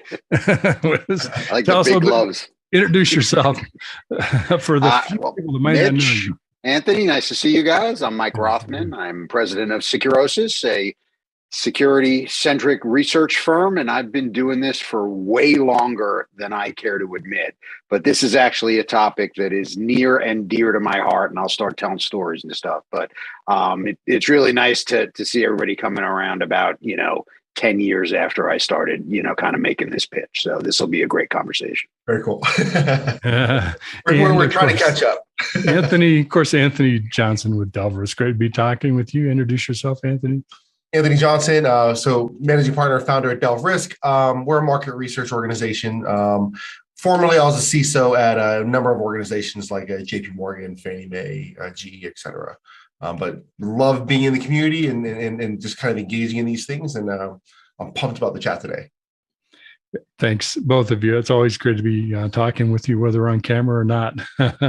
So, there's so many avenues we could go down here and so many dimensions of how just security in general has changed as a job and as part of the organization. I guess maybe to start it out with, it seems to me one of the biggest is that everything involves security because everything is digital. I mean, we've gone all digital for all experiences. We still do in-person things, but as we've moved everything to a digital experience user, whether it's partners or customers or employees or whatever it is. So suddenly, everything is about security, and now it's a boardroom discussion, not just in the back room of the network organization, like maybe when you and I started, Mike, way back. Anthony's a young guy, so he I just look. I got the gray, so I just look young. I just got good skin. You got to understand, you're with like some two certifiable old guys here. So well, you just figured out the technique. When Mike or I don't know the answer, we just kind of give the old beard chin stroke. So the old guy stuff. Love it. Jump in, Anthony. So talking about how things have changed for the CISO and what's driving it. Yeah. So I think what's really interesting is that when you look at where a lot of the security leaders started in their career, they started off in the back server, managing infrastructure kit. And it was, hey, we're going to deliver the goods. We're going to make this thing work. Even if they weren't involved in the developer side, right? They were trying to make things run. But nobody actually told us that in 20, 30 years, this is going to be the most important function to make the world operate, right? Like, I think we would have kind of all laughed and like, oh, the internet's a cool thing, but like, is it really going to be the most groundbreaking technological innovation ever, right? Because that's a huge, huge statement. And then to say, and you person are responsible to protect that. That's actually really terrifying. And so I think you found security leaders who went from being this geek to making things work to now saying, okay, now I got to protect and connect the entire lifeblood of my company, my community, my nation. And it's a big set of shoes to fill. And it's been constantly changing. It sure is. And, you know, I guess I would put this into the category of things that we needed to be careful about when we wished for them, right? Because again, all being, you know, kind of experienced guys doing this for 20, 25 years at this point, there was a time, and I know it's hard for everybody to remember, but there was a time when, you know, people would be like, security, what's that? Right. And why am I paying for that again? And what is this, you know, little token I have to use to get into my remote access gear and all of those things from the old days. And we would constantly be whinging when we would, you know, get together and drink some beers, maybe a lot of beers, maybe even stuff harder than that on that front to, you know, kind of ease our pain because nobody cared.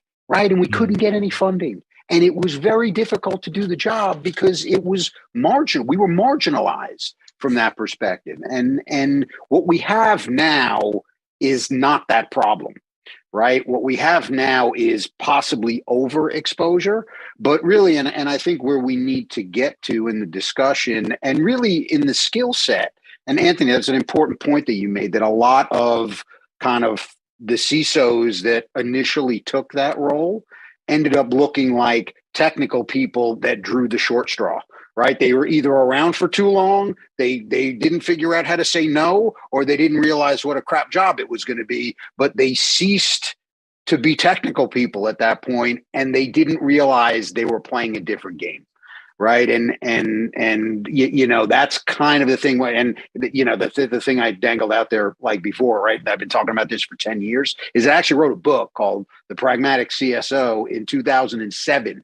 And one of the things that I talked about there was the fact that you're not a security professional, you're a financial professional, right? You were JP Morgan, right? So financial professional that happens to do security. And what I was trying to get across there is that it's about the business and you're playing a different game. And if you don't understand that it's about either enabling or managing risk on the part of the business, again, you're just a keyboard jockey, right? And there's really no role for that at the senior level. I think what's also really, you know, something to think back on, like we can kind of look back and kind of chuckle about it. But if you remember the I love you worm, right? Mm-hmm. Like back then when it hit, it was like, oh man, this sucks. But I remember conversations with people being like, if they wanted to be malicious, this could have really sucked. Like this could have been really bad. And now, could you imagine the if something like that were to truly proliferate, it would be rampant destruction just across the world, and things that we look at like, well, thank God the hackers weren't mean. Well, they're mean now, right? Like they're keen to make money, and we are trying to figure out, you know, how we operate in this world where in one jurisdiction this is totally illegal, and another jurisdiction the government quasi condones it because they're hitting U.S. companies or maybe funding it, right? Or even funding it, and we know they're agents moonlighting. So it's a totally different game from where we've gone from 20 years ago to, let me see if this works, to, all right, I think I can make about $700 billion this year, or whatever it is, right? Well, you know what, things have changed when we look fondly back at the I love you virus and code red. My, how things have changed when our email server being overloaded was the issue. Yeah, both of you have nailed it on the head. The issue of the CISO has to think and talk business, not just technical jargon, right? It's not just protocols and firewalls and all, blocking and all that good kind of stuff. But it really is a role where you're at the center point of both what do we need to do and how much do we need to do of it? And also, what do we do when something happens? Because it will happen. And, bad things happen to good CISOs, right? It happens. So I'm curious, Anthony, from your perspective, I mean, you've lived this in that transition from the technical world to now you got to deal with, as a business person. What's the biggest gap that you saw in your own experience that you had to quickly look for mentors or other ways to kind of fill? Yeah, so it's interesting, going to found an organization and software company. I quickly aligned to the whole Maslow's hierarchy of needs, and really all of a sudden in the business context, revenue is food, right? And security is great, but if you're starving, it's a nice to have. And I've caught in flack for saying this in the past, but like there are things that you kind of go up that, like there are first world problems. I don't want to say security is a first world problem, but like there's a lot of other problems that businesses will suffer if they fail to drive revenue, customer retention, et cetera. And security is going to be the last thing on the mind of the board when they can't make payroll, right? Mm-hmm. But the security leader needs to know how they influence and impact that food collection, that revenue collection. What can they do to add value to it, or what are they doing that actually slows that down? Because you constrict the processes too much, and all of a sudden you have security choking a business, and that's where I think you see a lot of security leaders running into loggerheads with their leadership teams in a lot of cases. Yeah, let's talk a little bit about empowerment, because I think that's actually a very critical aspect to being successful as a senior security professional moving forward. And the first epiphany to understand is that you're not empowered to do anything, right? The fact is, or that's probably not exactly true, but you're not empowered to do a lot, right? So a big part of the evolution from technical professional to manager/leader is a general concept. Let's just call it persuasion, right? Because when you're not empowered to do anything, you have to be really good at persuading other senior folks in the organization to get things done. And by the way, in the old days, CISOs had empires, right? They had security operations. I guess I probably shouldn't say the old days, right? Because some folks still have security operations for, on-prem things, and they've got groups of responders and all that. So you do have some people, but ultimately you're going to say, we've got to make changes in these systems. And the folks that run the systems are going to go, get the hell out of here, right? And that's being nice. And we talked about the attackers not being nice. When you start to tell some, business leader that you've got to take some of their stuff offline because of, a potential risk, man, they're going to be probably a little bit less nice, right? Yeah. And it's even compounding from that standpoint, because as we continue to move towards DevOps, right, and we continue to distribute our data all over the place, it is those folks. I mean, we can joke and say, "Ooh, DevSecOps," and that's a load of crap. Right? Because you've got the developers, you got the ops folks, the security folks, maybe at the front end of the process can have a say. Maybe if, kind of the brown stuff hits the fan, they get involved from that standpoint. But for the most part, not so much.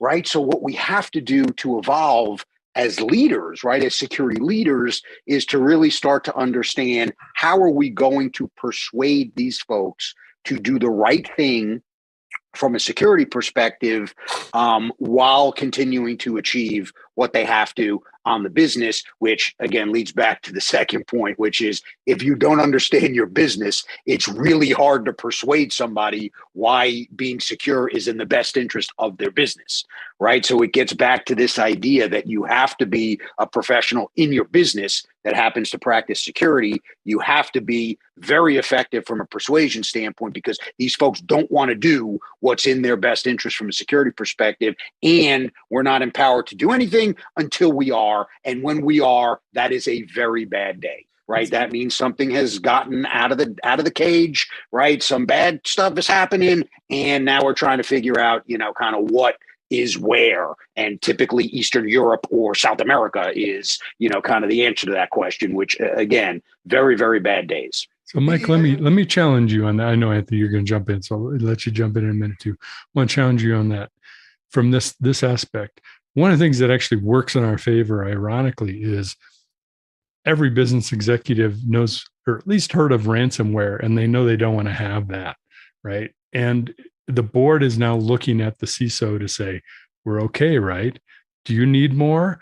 And not giving you unlimited budget, but I don't want you coming back and say, well, if I would have just spent this extra, we would have had that ransomware. My point being, it is coming to us as in, I don't want to have this problem. Yeah. You need to do what you need to do. I'm not saying you're wrong. You're right. But that's changed. So that advocacy, it doesn't have to be FUD anymore. It can be, okay, well, then this is the right thing to do. Mitch, but what I found is that talk is cheap.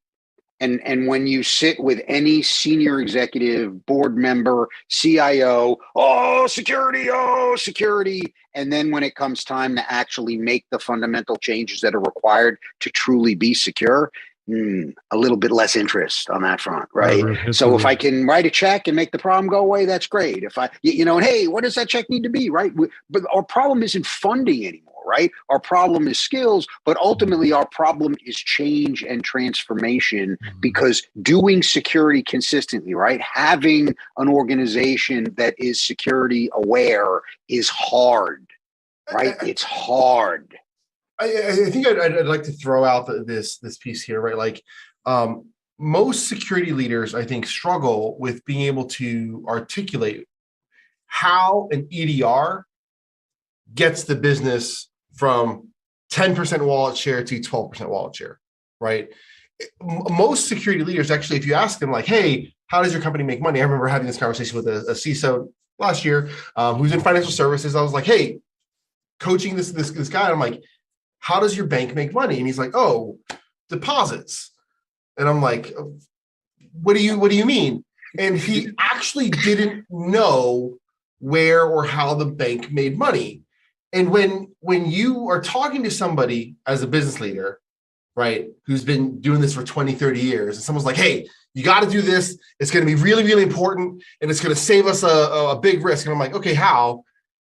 You know when they're BSing and don't know what they're actually trying to advocate for. And so those security leaders who actually meaningfully understand the business, not just we take deposits, but we actually make money by doing custody. We make money by doing this. There's all these aspects, and you have a different risk posture for different lines of or subsegments of the business. Then you're going to be able to have a more meaningful conversation with those business leaders. Be like, man, you get it. Okay, what do I actually need to do to make sure that custody and asset management is going to be good? Because that's very, very different from what we're going to do on the consumer side here. And so going back to Mike's point, right? It's about understanding the business, but like really understanding the business. It's the difference between having kids and raising kids, I think, right? Like you can have kids, but it's different to raise them, and you have to be able to raise them and invest in that business that way. And once you know that, Anthony, now you can say, now you know what's at risk, right?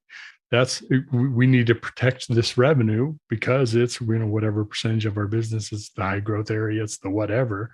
By the way, those are all things on your annual report and umpteen financial disclosures as well as internal documents. So it's not like it isn't available.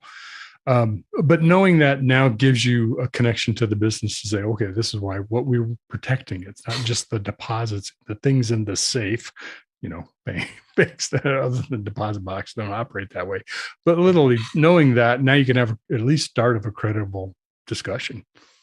It is. Now, I do think that there's a bit of a gotcha that we've painted ourselves in as industry professionals. Okay. And here's what the gotcha was, is that 20, 30 years ago, we actually had to prove or demonstrate that we were experts at everything before anybody took our credibility seriously. Mm. So, we said, we're going to do all these talks, we're going to talk about all these things.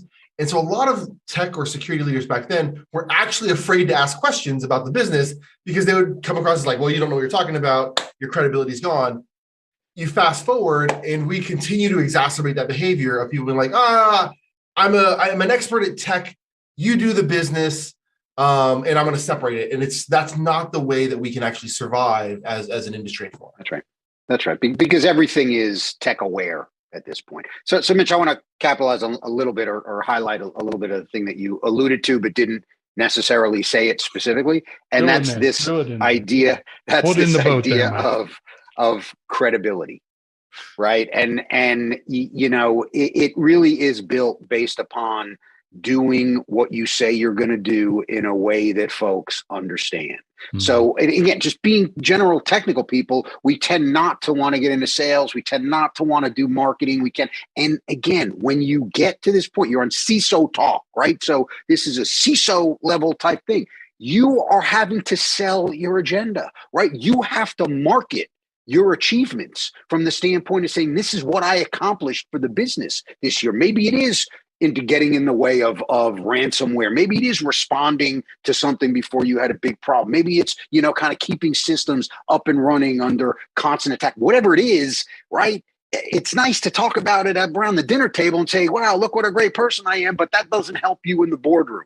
Right. So you have to start, kind of building up, but capitalizing and taking advantage of that credibility, because as you guys like to say, right, kind of good thing or bad things happen to good CISOs, right? You're going to need that credibility, right? You're going to need to have made deposits in the credibility bank, because at some point you're going to outstay, something's going to go south, right? And what you don't want is it to be deemed that you've outstayed your welcome. And then you're welcome to go find another job at that point. You're welcome very much. Well, let me just add this one last piece there, right? Like, it's almost like I always call it like the curse of the brilliant, right?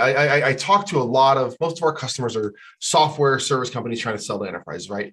And so I talk to some really, really great founders of some really cool technology companies. And a lot of them are like, yeah, but once they see it, they'll figure it out, and then they'll understand it, then they'll get the value of why they got to buy it. And I'm like, no, you actually have to like simplify this down. You have to sell this, right? And so a lot of times really smart people, smart technologists, they assume that other people are equally as smart and be like, oh, but once I show you the protocol, you'll totally get it. And then we're just off to the races, it's just time to check. And you're like, that's not really how this works, right? But you have to do that without, talking down or belittling or making people feel, that's right. Nobody, especially in the boardroom, likes to feel like they're dumb. So you have to communicate simply and clearly, but not condescending, or at least people think and that's a skill. That is a definite skill, right? Well, it sure is. And let's talk a little bit about unicorns. Right? Because what we're talking here is, and Anthony, to your point about having to, in order to feel like you contribute and feel, you have to know everything about everything, right? And in today's technical world, I mean, that it's hard for me to know anything about anything, right? And this is what I do for a living. Yeah, right? I think Gartner came out with like 2 new quadrants yesterday or something like that. Yeah, well, whatever it is. I mean, it's very difficult to stay on top of all of these things. And it's also very difficult to understand and be so business centric and understand exactly the knobs of the business and all that. And you know what? It's okay to partner. Right. It's okay. Whether you're the top or they're the top or whatever it is, you tend to, in some cases, sometimes you can find a unicorn, right? And maybe you become that unicorn where you're able to transition from really understanding the technology to really understanding the business. And that's fantastic, right? Those are the folks that make, high 6 and 7 figure deals now, because, they don't come along very often. In a lot of other cases, you got to partner up, right? So if you come from a technical background, you have to be able to find somebody that I call Mr. or Ms. Fix-It, right? And they're the folks that understand how to get things done in the organization. They have the relationships. They've been there for, many years. And they know in a lot of cases where the proverbial bodies are buried, right? From the standpoint of being able to get things done in the organization. And in a lot of cases, especially if the security team is broken after a big issue or something's just not working, they'll bring Fix-It in to actually run the team.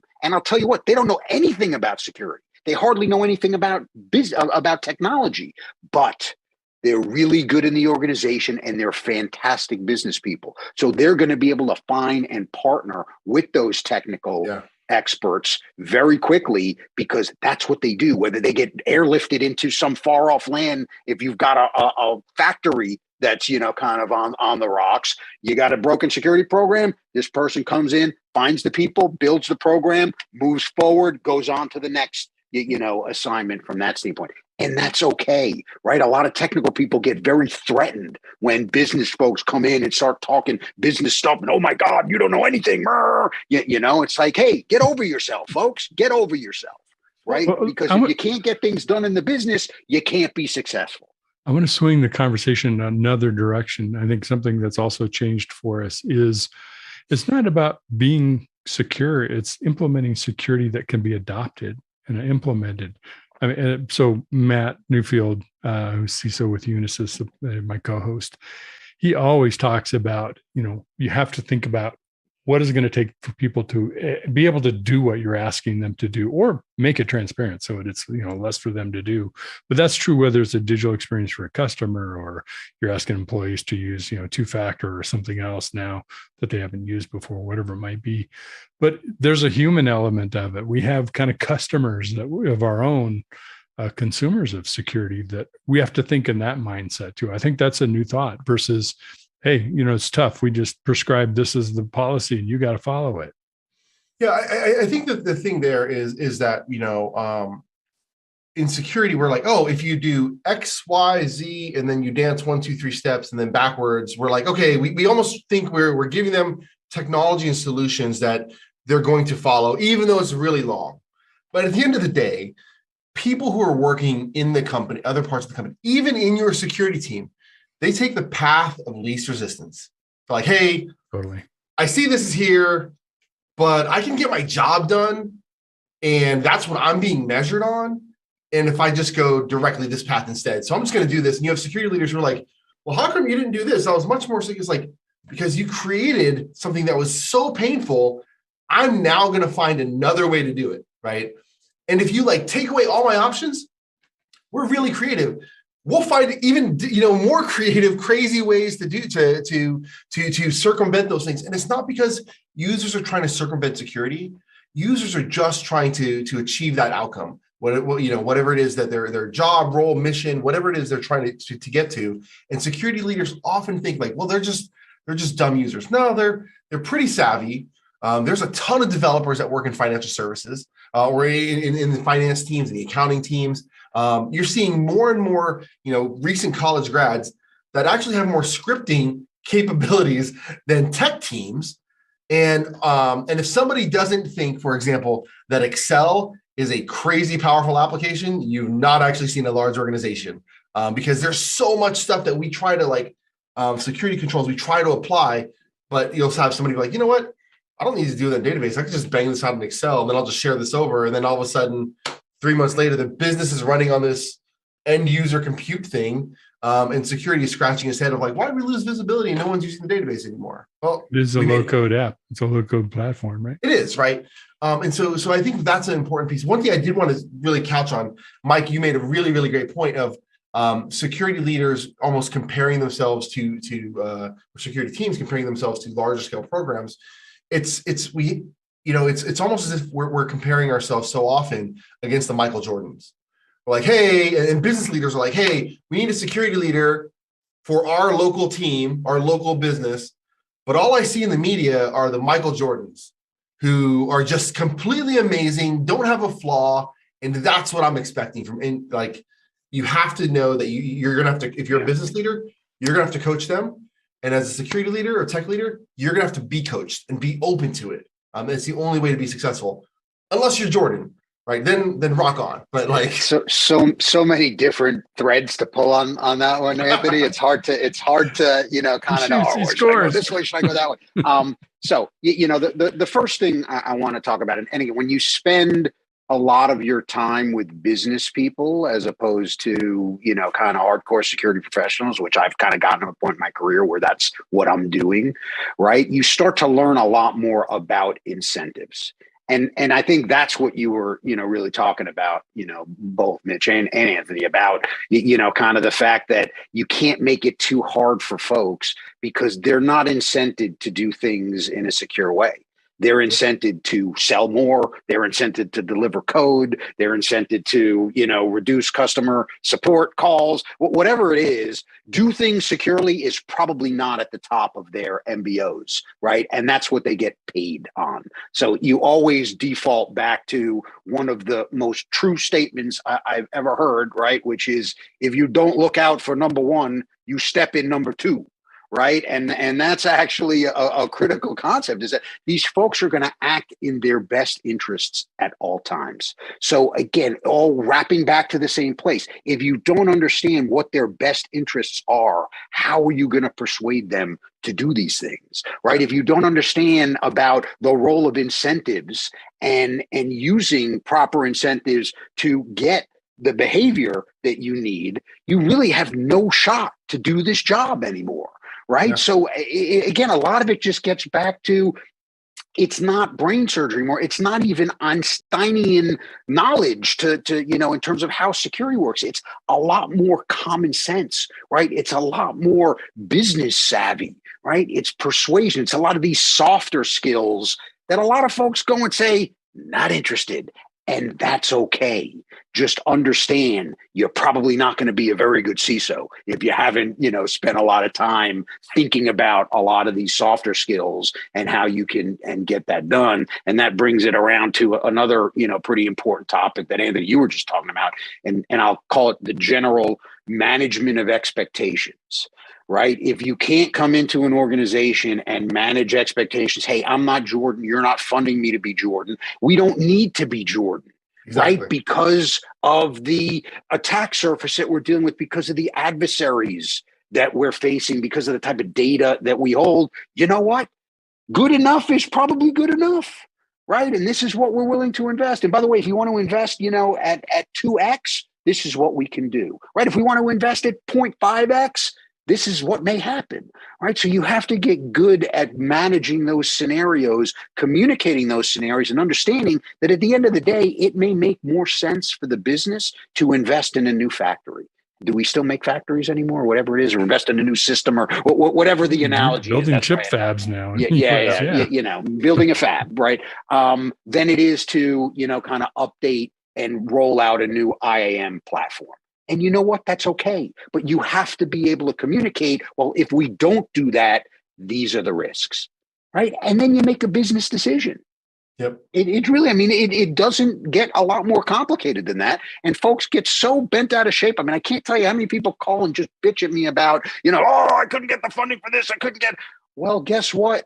Your business is struggling and you got to focus on, kind of rebuilding, the front end of this thing, or else you don't get to play anymore.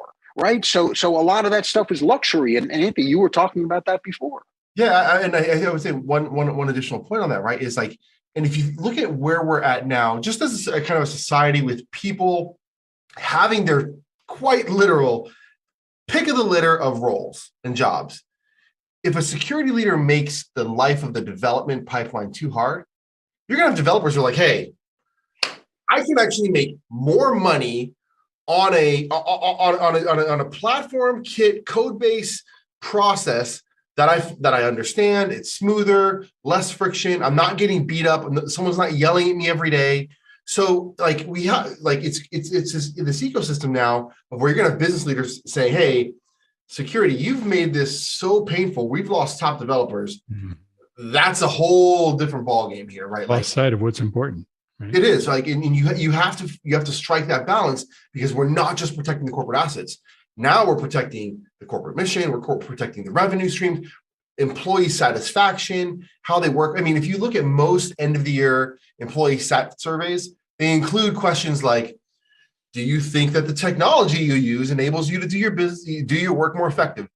And every time there's a no, that tech team needs to really, really think about like, okay, why is that? What are we doing? Are we adding too much friction? Maybe it's enough friction, but once it gets into the too much, like it's a rough world here. Well, you bet. And both brought up a really great topic, which is something that's in our world now, is the world of software and creating software. We don't just get to build hard exteriors for soft interiors, right? You know, kind of protecting things from the outside. How much do CISOs have to think about? Mike, you mentioned DevSecOps, but think about the whole software that we're building, and is it secure? Are they just going to rely on the software teams to do that? How do we look at it? How do we create a strategy where we're not going to be blindsided because, you know, something got in there, somebody wrote some vulnerable code, whatever it is? Yeah, I think it's the general acknowledgement that every company is a tech company. Every company has, you know, once you get to a certain size, right? Once you get to a certain size, you've got software, you've got developers that are dealing with that software. And part of the purview of a CISO is going to be that, you know, in effect, product security, operational aspect. So you have to get good at assessing risk, right? You know, because it makes sense, I'm going to use a number of different components, right? That's this whole idea of microservices, is the idea that I can compose these applications using open source libraries, using PaaS services, using a variety of different components, you know, cloud native capabilities that make it easier and faster to build, develop, deploy a lot of these applications. And that means my risk is no longer just the stuff that happens within my world that I control, right? My risk actually is very much extended to all of these different places. And that's why you get companies like Sneak that are just killing it right now, because they help you understand, for all these components that you're using, what are the vulnerabilities, what are the risks, you know, kind of what it is that I have to address. And again, so what we're really talking about here, to kind of wrap it back around, Mitch, is that it used to be fairly discreet in terms of what this job was, right? It was very much keep the bad people out, right? Make sure my folks don't do too much stupid stuff, and be able to clean up the mess once it spills. Well, that's kind of a 2D type of problem. We're dealing, on a bad day, it's probably 5 different dimensions, right? Because there's so much stuff that's outside of your control. You've got the ability, you've got developers and operations people and business teams that are actually not weaponizing, right? But they're building tools that could be used as weapons, right? And as a way to get at our data. So the job has also become much more complicated. And yes, we're talked about in the boardroom. Yes, we can usually get the funding for the stuff that we need if we can make a proper business case for it. But yes, the job has gotten a lot more complicated. And for some people, they're like, this is awesome, right? I'm not just, you know, kind of sitting there trying to figure out how to optimize my firewall rules, right? I'm trying to figure out how to architect a successful and secure business operation moving forward. And for somebody like me, that's awesome, right? The harder the problem, the better. A lot of other people are like, oh, I yearn for the days where it was like a rogue firewall rule knocked down a box and we had some outage and I was able to fix that in 10 minutes and be the hero. Sorry, we're not in that business anymore. You're such a romantic about it. Hey, Anthony, so let's wrap up on this topic. And you feel free to jump in on the last one too. So one of the things that occurred to Matt Newfield, our co-host, is he, like some other people, went from CISO to some other title that incorporates both CISO and CIO, or the CIOs are starting to report to CISOs. You know, be careful what you ask for, like you said earlier. I mean, why is that happening? Is that a good thing or a bad thing? What do we think about that, Anthony? So this is definitely a topic that I get in trouble on. So let me just preface it with that. Okay, I didn't do that. I didn't ask you first time. No, so for that reason. It's really great. I actually think that most CISOs are not mature enough to have and drive the conversation with the board. They just haven't had the full remit of the P&L. They don't have the full visibility, and they've been locked in that microcosm of security so hard. Where CIOs have had more number of years of exposure to the board, and they've been able to be groomed and grow to do that. So I think putting a CIO underneath a CISO actually will be a big challenge, in so much as that the business will suddenly say, hey, why are we not getting this business throughput? The CISO now is responsible for delivering features faster. And what's going to be the priority for them? Features. Get it out the door, and security becomes that second hat. So I think that having a peer collaborative, almost a challenge type of function is one of the best situations, where having the CISO over the CIO is a bit more of a risk for the business of itself. Now, a CIO over the CISO, I think that can work if the CISO has that event to the chief risk officer or something like that. Again, I would say the same thing. Most CISOs, there are very few that I think are actually mature enough to directly report to the CEO, because they don't understand the business. They don't understand what they're really trying to drive value. And they think that we're just trying to save the world and make it safe. Like that's nice after our customers are after we have revenue, after we're growing, after we're doing these things, then we need to be secure. It's like charity things for companies. It's a luxury. It's interesting in that at least the folks that I know that kind of came out of the security world and have become either CIO or more likely CTO, right? And CTO is an interesting, kind of title now, because again, we're not really building huge technology organizations anymore, right? We're trying to harness how technology can enable the business. So to me, that's more of a CTO type of role. But whatever we call them, right? To me, it gets back to leadership. So I can look, and Matt's not here, so I'll actually say a nice thing about him, which I would never do if he was actually on the call. Exactly. Hopefully he won't listen. But when you sit with Matt, and I've known Matt for a long, long time, he's a leader. So it doesn't surprise me that he's kind of transcended the CISO type of role and is taking on more responsibilities. Sometimes it's physical security, sometimes it's more technology operations, sometimes it's CTO, CIO, type of thing. But that has to do with being a leader as opposed to your general skills at doing security, right? As Anthony said, nobody gives a shit about that, right? I mean, it's just, it's important, but it's not going to move the needle of my business unless you're in the security business. But if you are a leader of people, right, and you can rally your team to achieve objectives over and over again very consistently, there's a lot of room in all organizations for people with that kind of skill set. And I think that's really, kind of the decision as security professionals start to face down what our career paths need to look like. There's an infinite amount of opportunity on the technical side of the house. And I would also say there's a similarly infinite opportunity on kind of the leadership side of the house too. But you kind of have to choose. Unless you're a unicorn, right? It's really difficult to be really good at both. Let me try to couch it this way. And I think this is a really would be a fun exercise to do with a lot of CEOs, actually. If you said, hey, CEO of any large company, medium-sized company, you can have, on the one hand, 0% growth and 100% security, or 5% growth and a 5% risk that you're going to get breached. Most CEOs are going to say, we got to grow the company. Like they're like most. There might be somebody out there who's like, I'm just going to run it, right? I'm just trying to play optimistic, I guess. But now most the false dichotomy. I'm sorry, but go ahead. No, go ahead. Right, most CISOs I understand your point. Hey, lock it down. We don't need any new customers. We're going to be 100% safe.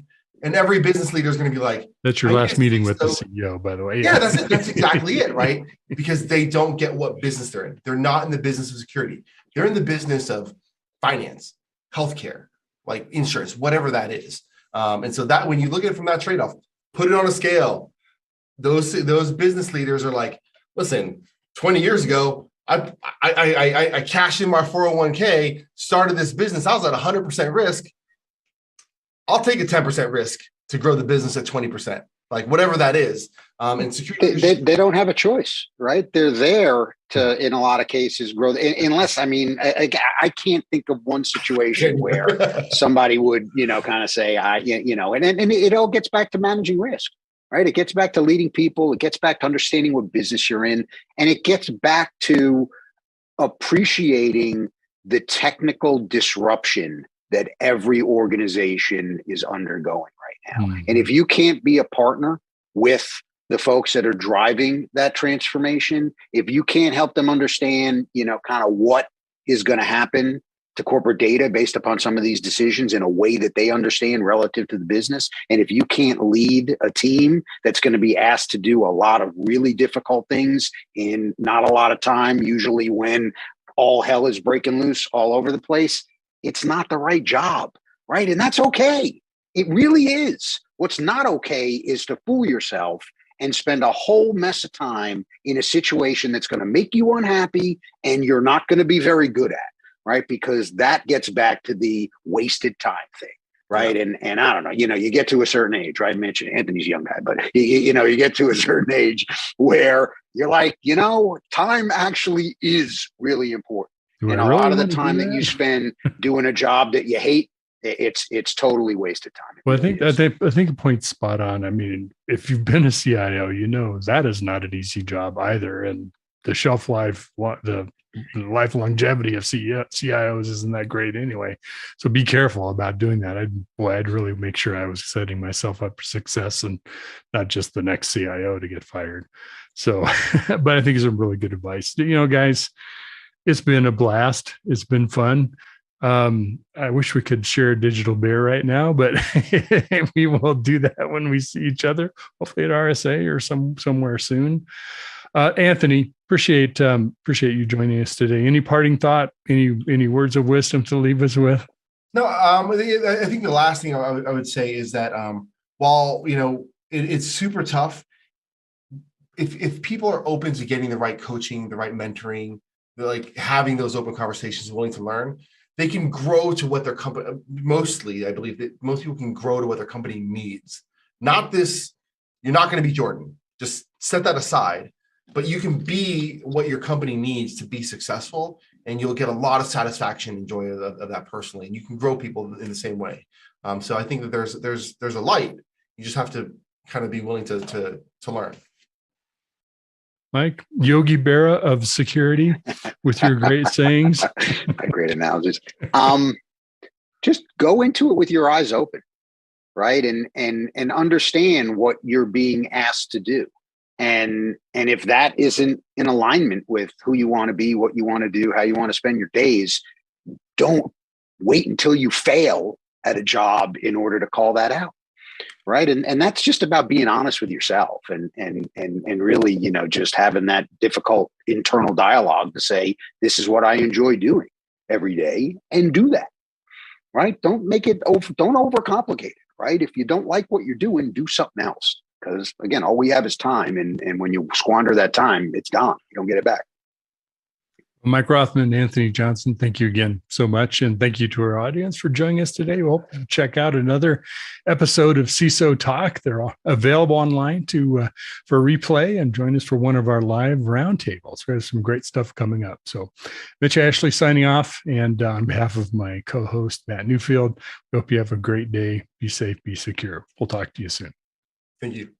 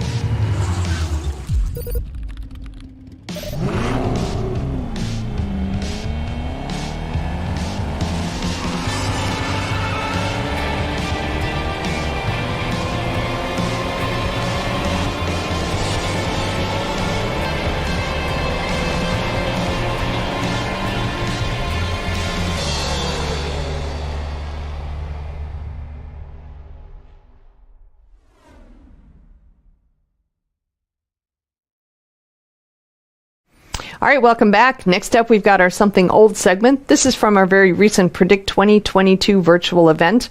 And this one is called the topic of it is software supply chain. What's all the buzz?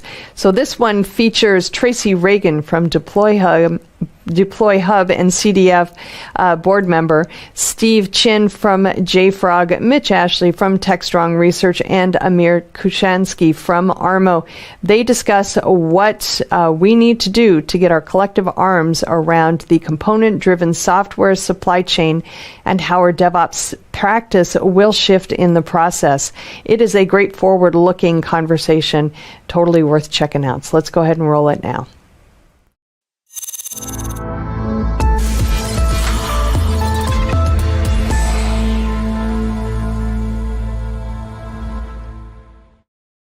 Hey, welcome. Thanks for joining our Predict 2022 panel. We're talking about software supply chain, sort of what's all the buzz, right? In the last year plus, supply chain's really been a big topic, and I think it means a lot of things to different people. We want to talk about that and the security implications. But let me first start out by introducing myself and our panel. I'm Mitch Ashley. I'm CTO with Techstrong Group and also principal with Techstrong Research. And let me start. Tracy Reagan, would you introduce yourself? Absolutely. Yes, I am Tracy Reagan. I am the CEO of Deploy Hub and the community director for a project called Ortelius. We are in the business of a microservice catalog, which helps centralize and puts all the microservices in one place, their details, how to deploy them, who's using them, who owns them, and all the other kind of metadata that you need to really start managing a microservice architecture. Awesome. How about you, Steve Chin with JFrog? Hey, so I'm Stephen Chin, VP of Developer Relations at JFrog. I think as you guys know, we're the liquid software company. We help to enable continuous delivery from your source repository through to production, taking care of binary package management, security, and we care a lot about, in particular, open source security and the software supply chain. So this is a particularly relevant topic for us, which we want to see the whole industry get better at securing and maintaining. Excellent. And Amir, if you would go introduce yourself last here from Armo. My name is Amir. I'm the VP product of Armo. Armo is doing Kubernetes security from the beginning of creating a YAML file or a container image till runtime. Been doing cybersecurity for the past 20 years and product management for the past 15. And I think that this topic is super relevant, with attacks that we've seen in the last few months. Yeah, it definitely has. Well, thanks to all of you for coming together to have this panel and have this discussion. So let's start out with, I'll call it a working definition. We don't have to worry about, this is not the definition we'll publish on Wikipedia or anything. But what should we use as our working definition when we talk about software supply chain? Tracy, do you want to kick off that conversation, see if we can kind of land in a similar place? Sure. So if we think about what a supply chain is, right? Let's just talk about what a supply chain is. A supply chain basically is the raw materials that goes into a product. And software is a product, and software has a lot of raw materials. And it starts at the lowest level of the stack, and those raw materials move up through the process to the top, which might be a jar file for front end. As we move into a cloud native environment and we start decomposing software, the supply chain becomes a little harder to track. And the security around it becomes harder to track. So what we're beginning to see in this discussion about a software supply chain is how do we manage all of the raw materials that go into our products. Now, I recently wrote a blog called the SCM is our new SCM because we used to call it software configuration management. Now we call it software supply chain management. And it sort of is the same thing, except it's been elevated over the course of the last few years, of the importance of really understanding what is going into your supply chain and how do you manage it and how do you secure it. And I believe that kind of covers what software supply chain management is all about. Great. Stephen, Mary, you want to jump in and mold, adjust, add to that in any way? Yeah. No, just to add a little bit, and I think that this is the reason why it's top of mind, and why this is something which is particularly relevant for all DevOps software developers and companies which are deploying production software is the software supply chain, as Tracy said, is complex. We use a lot of open source libraries. We use a lot of components, and tracing the full path and all the components and capabilities which are in your deployed products is challenging. And I think attackers, hackers, people who want to exploit either commercial software or break into systems have also realized that where there's complexity, there's the opportunity for security exploits. And this kind of hit ahead with SolarWinds, which was a very prominent example of a security attack against a CI/CD system in a large distributed system, where they were able to attack an upstream member of the supply chain to then hit a variety of high value targets downstream. And the fact that this was both done on high value targets, it was an organized attack, and it was done against governments, a lot of government institutions, prompted the presidential order around securing the software supply chain, which includes mandating software bill of materials, or SBOMs, making sure that we're doing full security end to end. And when the things hit the government or the public sector, they naturally trickle into the private sector as well, for things we care about and secure. So in the past year, not only I think we've all been doing DevOps and been in the security space long enough that we've known about the potential for attacks like this. If you're not using vulnerability scanners, if you're not taking care of your dependencies, tracking what's in your product, you have a bunch of vulnerabilities. But now it's become visible to the entire software community that these sort of attacks are possible and dangerous when executed well. Oh, you're on mute, Mitch. Yeah. Anything to add, Amir? Thanks. Yeah. So I totally agree with Stephen, Tracy, and I think that whenever these things are published, the community, we are kind of surprised that these things exist. But I think we shouldn't be surprised that governments are using, open source projects and other activities in order to create backdoors and to use malware. I think that what it gave me personally, it made me think that people today, they talk a lot about running container scanning and trying to find misconfigurations and things as such, which is very, very important. However, we have kind of neglected the runtime security part. And I think that these type of things require a runtime security because we can scan and find things that we know, but there are a lot of things that we don't know. And whenever we find them, like the famous Java vulnerability that was found 3 weeks ago, we are kind of surprised that it exists there.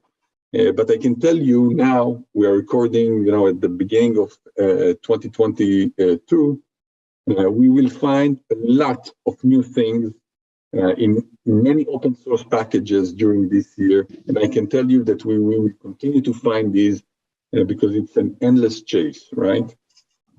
It is an endless chase. Yeah. And, I think that, not to point fingers at any particular platform, but we should have, what you said about that, the lower level, the operating system level has sort of been forgotten. We have a lot of vulnerabilities at that level, and it tends to be the level that people don't want to address quickly. If we think about the raw materials going into our software, that is like the foundation. And for whatever we have, we know when those vulnerabilities are there, but for some reason we go, okay, we're going to address them sometime later, because all the fun stuff at the top is what we want to change. It's almost like remodeling a house. You hate to spend your money on fixing a cracked foundation, but you'll put in a new kitchen. So I think sometimes that lower level of the stack does get forgotten, and changing and tracking the changes of that lower part of the stack gets forgotten.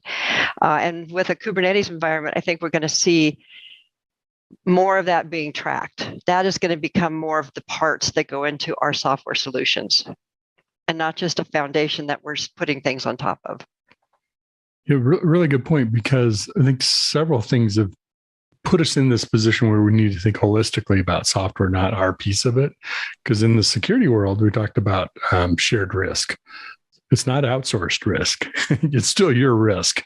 It's just someone else has part of the risk too, that they're contributing to yours. Same thing in the software supply chain. And actually, it's as much about, yes, it's what is it, but it's also the integrity of it too, right? Security of it, and where did it come from? Is it what I think it is, and how do I make sure that integrity holds true?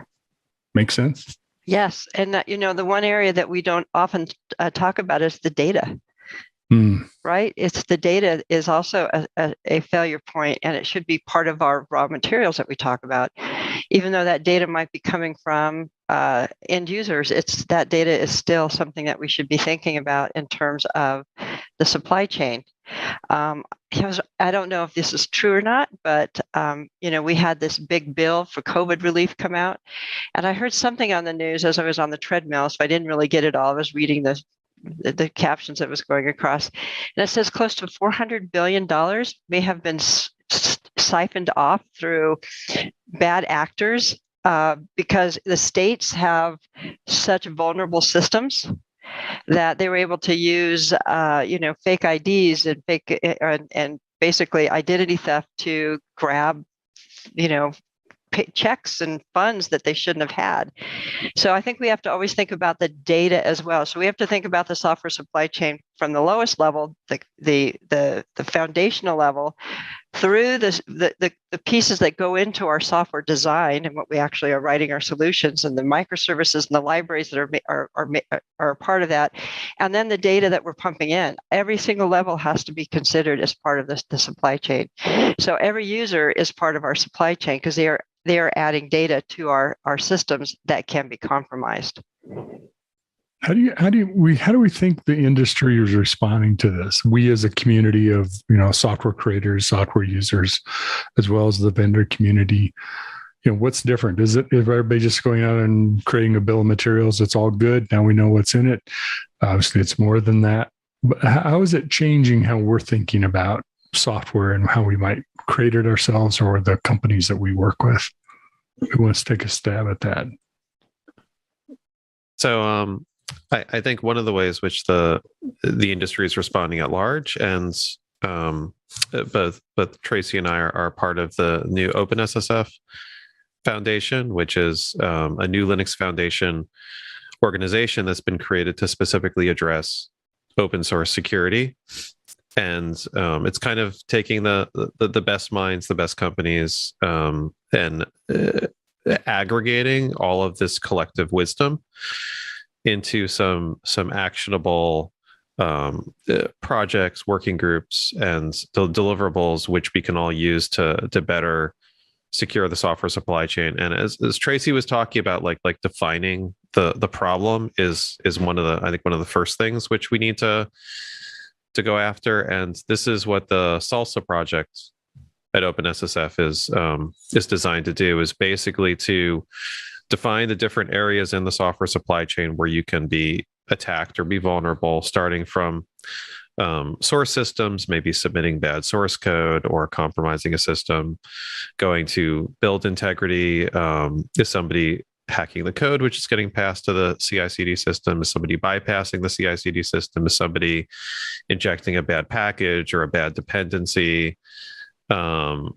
And creating different tiered levels off of this for compliance. So Are you able to check the provenance of the packages are you using? Are you able to use reproducible builds to verify that the builds that you're using is exactly what you would get if you built it off source code yourself? And like providing a standard set of industry guidelines, but also different levels of kind of how mature your software supply chain is to address different security exploits. And I think as we push this farther up the stack, as we help and enable open source projects to improve their security, especially highly used open source projects to get better audits of their code base, to make sure they're following best security practices. This is how we avoid things like what happened with the Log4j exploit, where it was a surprise to the industry in terms of the scale and the scope of what happens, but I don't think a surprise to the developers, because you look at the code base and they actually had the flags to disable it quite easily for the resolution of the service. So I think that in software projects, often we implement features, we add new capabilities, we do things to meet the customer requirements, but securing the system is as important as unit testing. It's as important as new features that are being added. And it's a part of the software development process, a memory muscle we need to get better at all the way up the supply chain to the key open source projects, which we're all utilizing.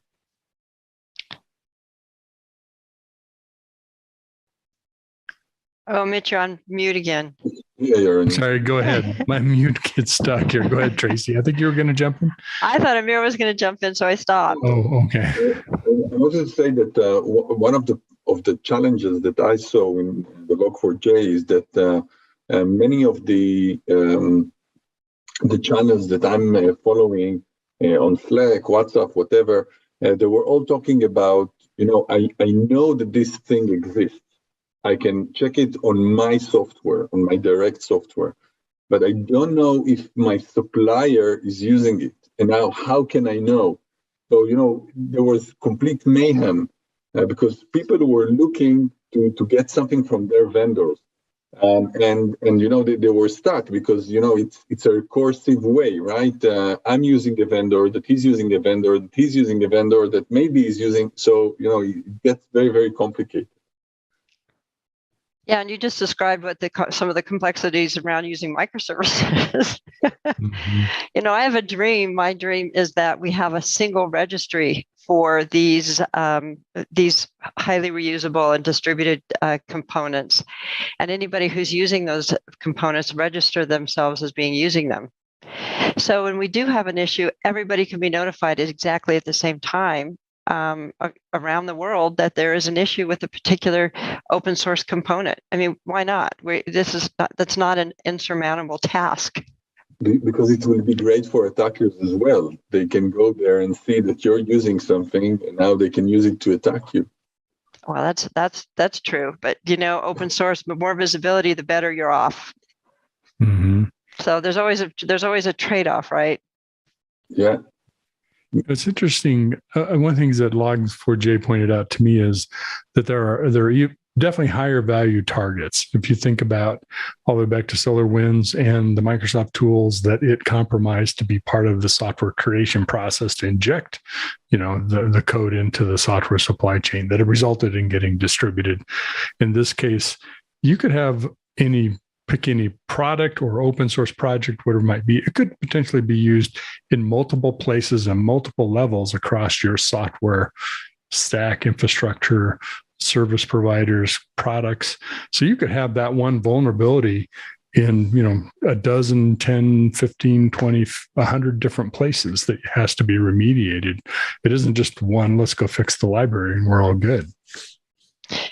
Yeah, I guess that kind of speaks to the risk level of some of these components, right?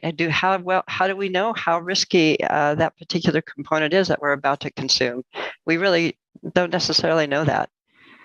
Yeah, I think one of the highlighting another one of the projects going on at OpenSSF They have another project called Alpha Omega, and that project's specifically designed to do the split between the heavily utilized kind of high value target open source projects, or the alphas of the world, and Omega, which is kind of the long tail of open source projects that we're all using and which make us potentially vulnerable, but are not as risky high value targets. And then both directing funding, both project management resources, security research, investment into the alpha project, so giving them some direct funding and help to avoid the sort of security issues which Log4j or other high profile projects hit when they have a high disclosure vulnerability.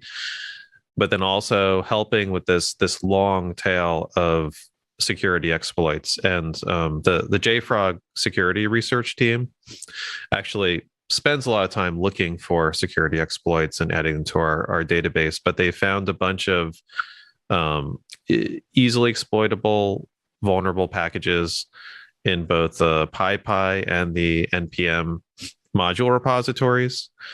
And you don't, a lot of the attacks, you don't even have to create it as a dependency or use it as a dependency and deploy it to production. The attacks are designed for the moment you pull down the vulnerable software package, the packaging script itself immediately runs malware and ejects itself onto the developer machine.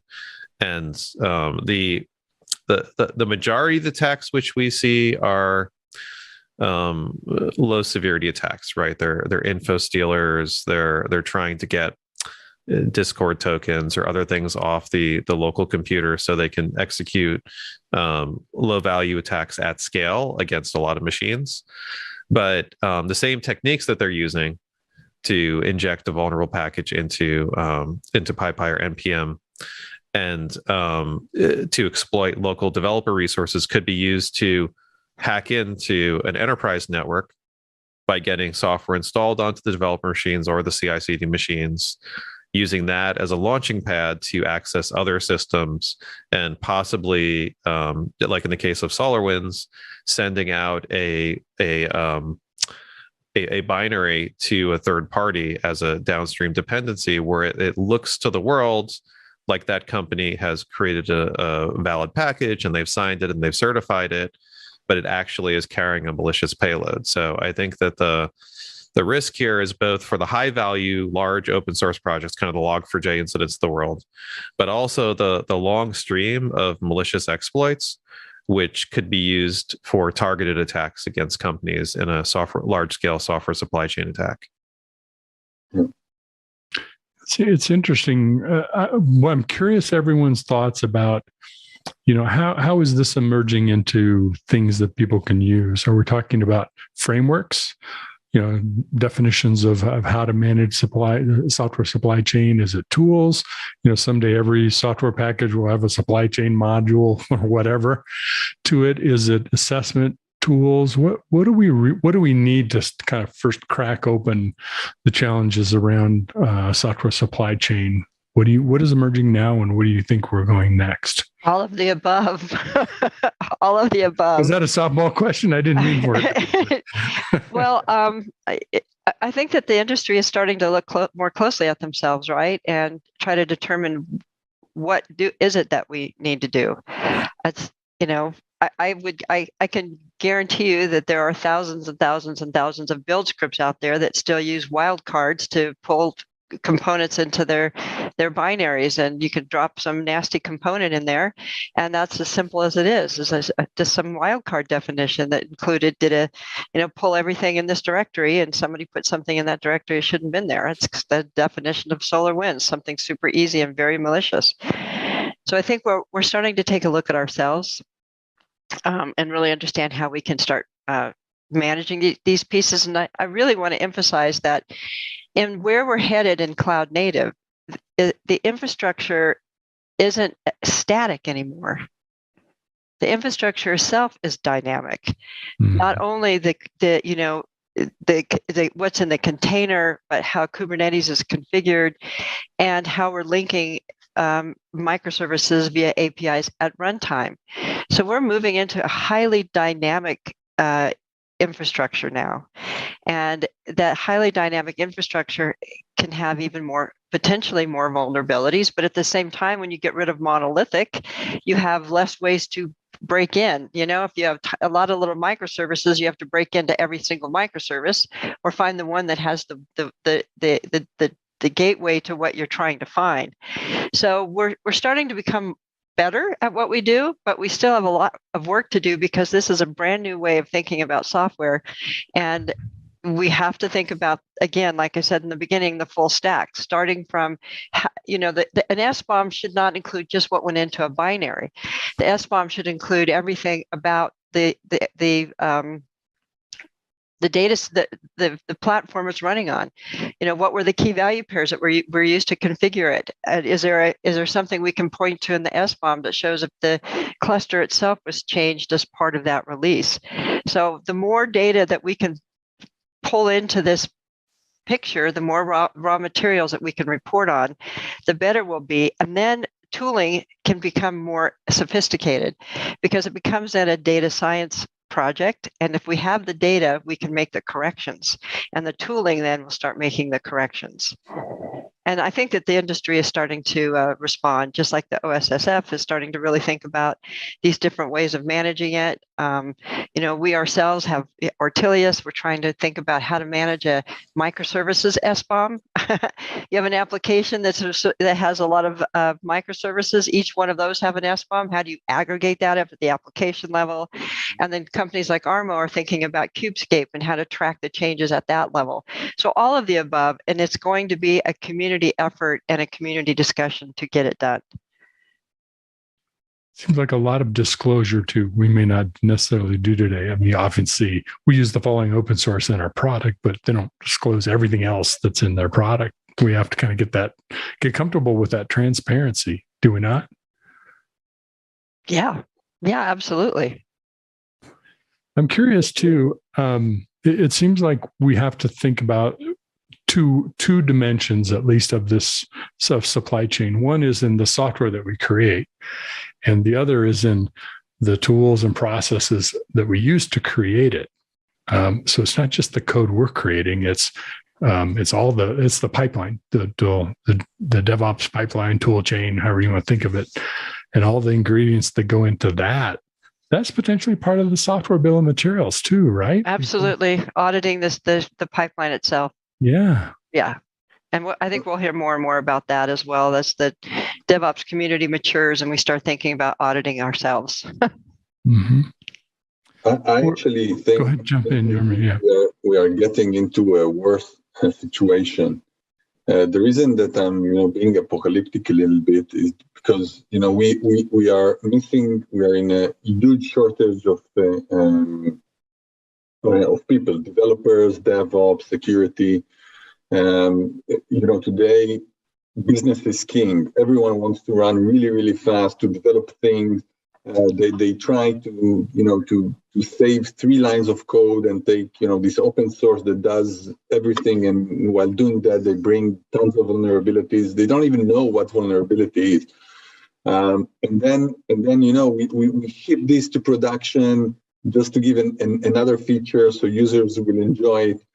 And I don't see that we as an industry, we cannot stop and say, security is important, not only for compliance reasons, but it's important because we understand that everything is connected today, everything is out there.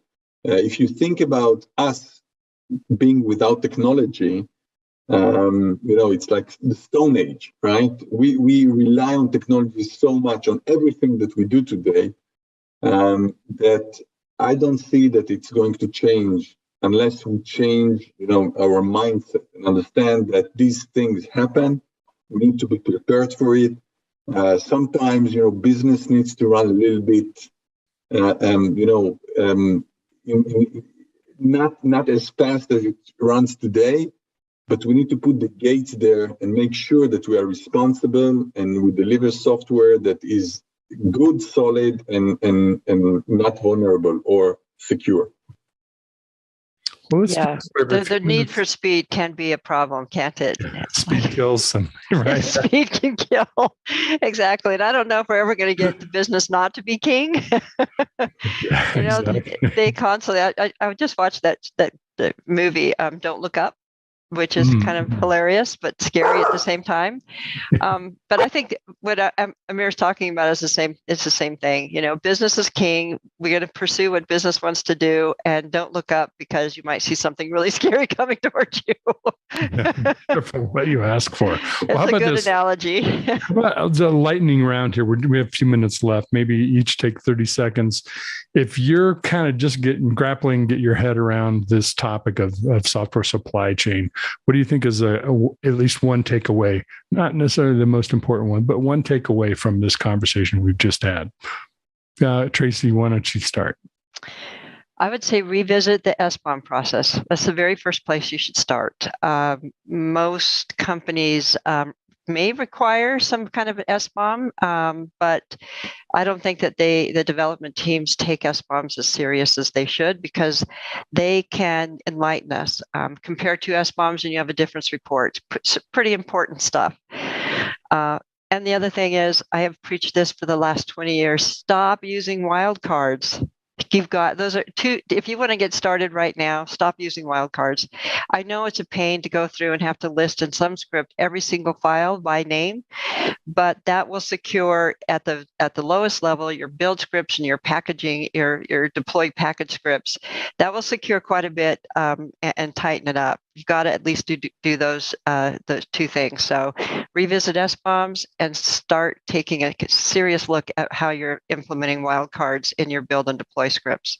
Wildcards, if it's easy for you, it's probably easy for them too, the attackers. Stephen, you want to jump in, and then Amir will have you. Yeah. I'm gonna add to what Tracy said. So adding to the wildcards, also don't use wildcard imports of dependencies. It's really tempting to just grab the latest, but that's typically a big source of trouble as well, because you're opening yourself to new vulnerabilities, and also it's harder to track exactly what version you're building against. On SBOMs, I totally agree with that as a starting foundation place, and we just released a new free and open source tool for building an SBOM called BuildInfo, so you can check that out at buildinfo.org. And then on top of this, I would also say, we talked a bit about OpenSSF, but I'd say, kind of follow the best practices of the giants. So there's companies and folks who've solved this problem or started to solve this problem. And by looking at the work they're doing in public forums and foundations like OpenSSF, that's a great starting place for you as a company or as an individual to find best practices and ways which you can help to secure your own projects. Great. And Amir. I would say that there is this new thing in the industry of shift left. I would say shift left, but don't forget your right. Look for the right. Make sure that you're covered there as well. The things that you don't know are the most dangerous one, not the things that you know. Right? Great. And I'll just add, it's all the software, not just yours. It's the full picture. It's a holistic view of things. Well, thank you, Tracy, Stephen, Amir. Great panel. Wonderful. Love all your expertise and the fact that you share it with us through this forum and Open Source Security Foundation and the products that you create. And folks that are watching, thank you for joining us for this Predict event. And be sure and check out these companies. We got some great technologies too, as well as some great thought leadership. So thank you for joining us today. Thank you. Thank you all for the privilege of your time. Yep. Thank you. This was great.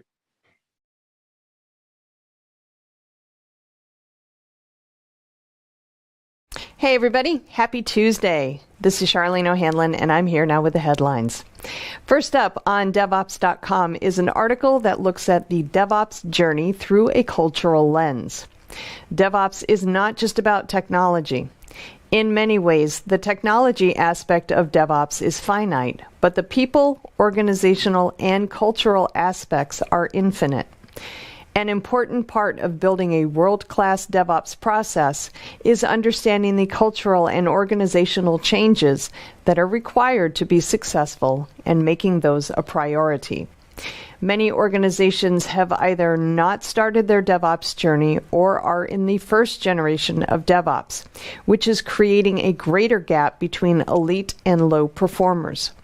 The business changes and delivery cycles are coming faster than ever, making it critical to use world-class DevOps. Pushing toward continuous flow requires technical, process, people, and cultural evolution to keep pace. To achieve a continuous flow, a continuous mindset is necessary. A continuous mindset requires new skills, new ways of thinking, new cultural norms, and new responsibilities. This article takes a look at what it takes for an organization to understand and adopt a continuous mindset for successful DevOps adoption. And we look at education in the era of the Great Resignation. It has been almost a year since the phenomenon known as the Great Resignation began, and while labor experts have provided a steady stream of speculation about why people are leaving their jobs, from frustration with pay to fear of COVID-19 to a desire to find positions that are more meaningful, they have yet to arrive at a consensus as to what those who are now out of work are doing with their time. I ask that question myself all the time. In the world of IT and tech, it appears that those who join the Great Resignation are spending their spare time growing their skills and improving their resumes by pursuing tech certifications. In 2021, the top online courses for 2021 were tech courses, many of which are offered by Google and provide the type of certifications that look great on a resume. In general, certifications provide a boost to job seekers. They communicate a commitment to professional development, as well as provide a reliable catalog of skills that one will bring to a position. For those looking to stand out, certifications can increase the chances that you'll get an interview. But while we love free certifications, many of them are unlikely to help someone start their career. This article hones in on the certifications that can make a real difference in a job search, as well as those equally important soft skills, including networking, communication, and conflict resolution, as well as creative thinking and time management. All right, in news, Dynatrace launched a bevy of updates to its portfolio that make it easier for DevOps teams to programmatically embed observability and other software intelligence capabilities within applications. The company also has extended the reach of its observability platform to now include all the major serverless computing platforms and extended its application security module to detect vulnerabilities and block attacks against application runtimes in real time using the framework defined by the Open Web Application Security Project, or OWASP. That module is based on Dynatrace Smartscape topology software and the Davis artificial intelligence engine to provide real-time visibility into IT environments, which then enables DevSecOps teams to better prioritize which vulnerabilities to remediate first based on their severity. All right, over on Container Journal, Commodore has launched an open source project dubbed ValidCube that promises to simplify Kubernetes troubleshooting. ValidCube is an amalgamation of 3 projects that are now more accessible through a single interface. Those projects include a KubeVal project to validate Kubernetes configuration files, a Kubectl Neat project that cleans up Kubernetes YAML and JSON output to make it readable, and a Trivy project that scans for vulnerabilities in container images, file systems, and Git repositories. The goal is to make it easier to implement DevSecOps best practices by eliminating the need to master different approaches for provisioning complementary toolsets. All right, over on Security Boulevard, we have a breakdown of the alleged money laundering / cryptocurrency scheme by married couple Ilya Lichtenstein and Heather Morgan, who were both arrested last week on charges of attempting to launder the proceeds from the 119,574 stolen cryptocurrency tokens obtained via the hack of the Bitfinex platform in 2016. According to the Department of Justice, the duo laundered approximately 25,000 of those bitcoins and turned the virtual currency into cash. But the FBI and their law enforcement partners successfully recovered and seized 94,000 more bitcoins. For those doing the math, the 119,574 bitcoins stolen in 2016 had a value of $72 million. The present value of those same bitcoins has an approximate value of $4.5 billion. According to investigators, the couple created fake identities, used automated techniques to accelerate transactions as a means to obfuscate and spread out the stolen cash across geographic regions and virtual accounts. They worked diligently to keep the trail leading to their cache of Bitcoin secret and secure. This article goes into detail how the couple managed to evade detection for the past 5+ years and what contributed to their finally getting caught. It's really an interesting read. And finally, we look at Firewall as a service as a way to help keep remote employees safe. Cloud computing has revolutionized the world of work, and many companies migrated corporate data and applications to the cloud. This has improved productivity, flexibility, and reduced costs while driving innovation. But there are some downsides. With no fixed perimeter to protect, the interaction between users and enterprise environments has become much more complex. Firewalls are a corporate network's first line of defense, and the proliferation of web protocols and their use by hackers for targeted attacks using malware hidden in encrypted traffic have spurred the development of next-generation firewalls, which provide multi-layered security and deep packet inspection to enable organizations to better understand and control application performance and better prevent web-based attacks. In today's hybrid and remote work environments, however, that's not enough. Secure gateway and cloud access security broker solutions can effectively deal with the security issues inherent in web and SaaS traffic, respectively. But how can organizations ensure the safety of the rest of the data flow? This is where firewall as a service systems come in. This article takes a look at this nascent technology that's growing in popularity and offers some tips to help organizations decide if the technology is right for them. All right, that is it for the headlines. I'll be back on Thursday with a whole new batch for you. Until then, I hope everybody has a great day, and please, whatever you do, stay safe.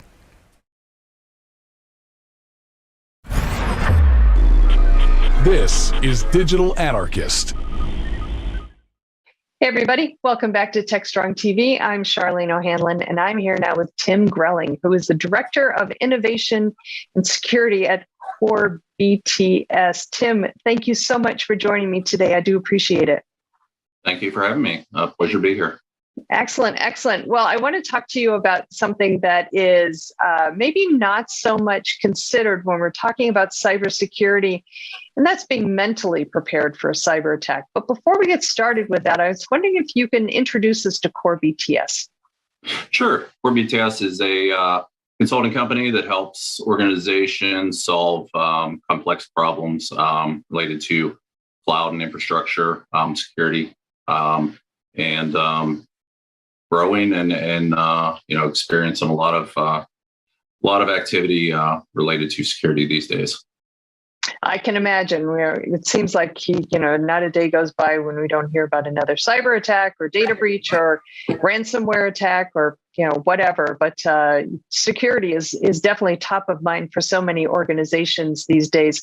And so this idea of being mentally prepared for a cyber attack is one that I think it merits some serious discussion, because I don't think that organizations mentally prepare for cyber attacks. They certainly get their defenses up and improve their technology, but that whole mental state, I think, is something that's very important and should really be considered when thinking about an entire cybersecurity strategy. So tell me a little bit about how you guys kind of go about introducing this topic with your customers.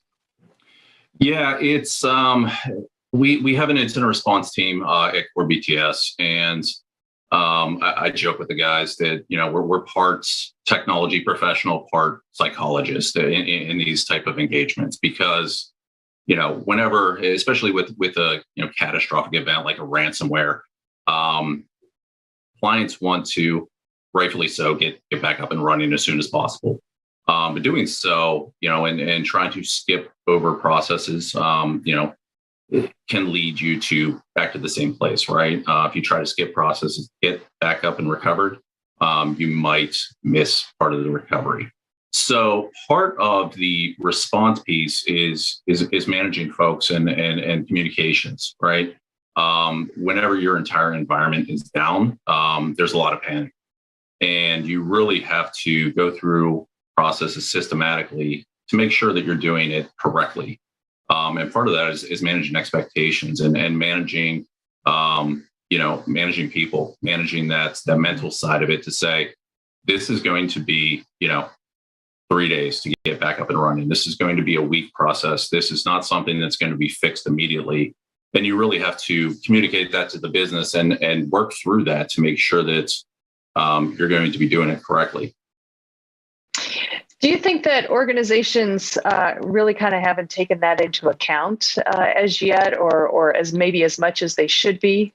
Do you think it's more of a, I guess, when we're talking about responding to a cyber attack, is it an emotional response that organizations are having, or is it more, kind of like, let's just throw more technology at it and hope that the problem goes away? It really varies by customer, right? So depending on if they've been through an incident like this before, if they've thought about incident response, if they have plans, if they've gone through tabletop exercises, if this is the first time through and, the entire environment is down and they're losing revenue, it's complete and total panic.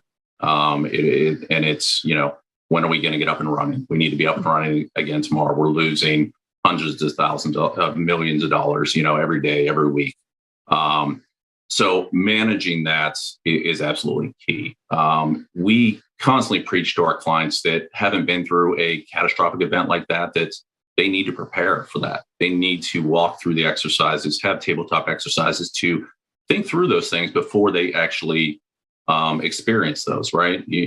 It sounds funny to prepare to be to have an incident or prepare to respond. But IT, and organizations have gone through this with disaster recovery for years, right?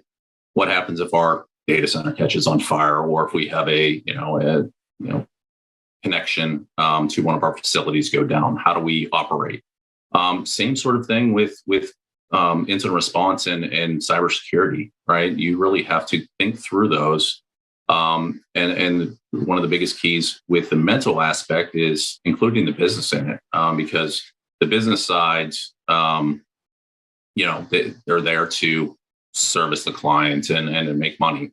And during a lot of these catastrophic events, they can't do that. Right. Mm-hmm. So walking through those different scenarios and having them involved and working through tabletop exercises really gets them thinking about, okay, well, what happens if, SAP's down, our email's down, if phones are down, right, for 3 days, 4 days. Walking through those type of scenarios definitely helps to get them to start thinking about that in a safer environment versus, yes, we're in the midst of it and everyone is running around trying to throw technology at it, trying to throw people at it to fix the problem, when you really have to work through that plan and really sit back and be systematic about it.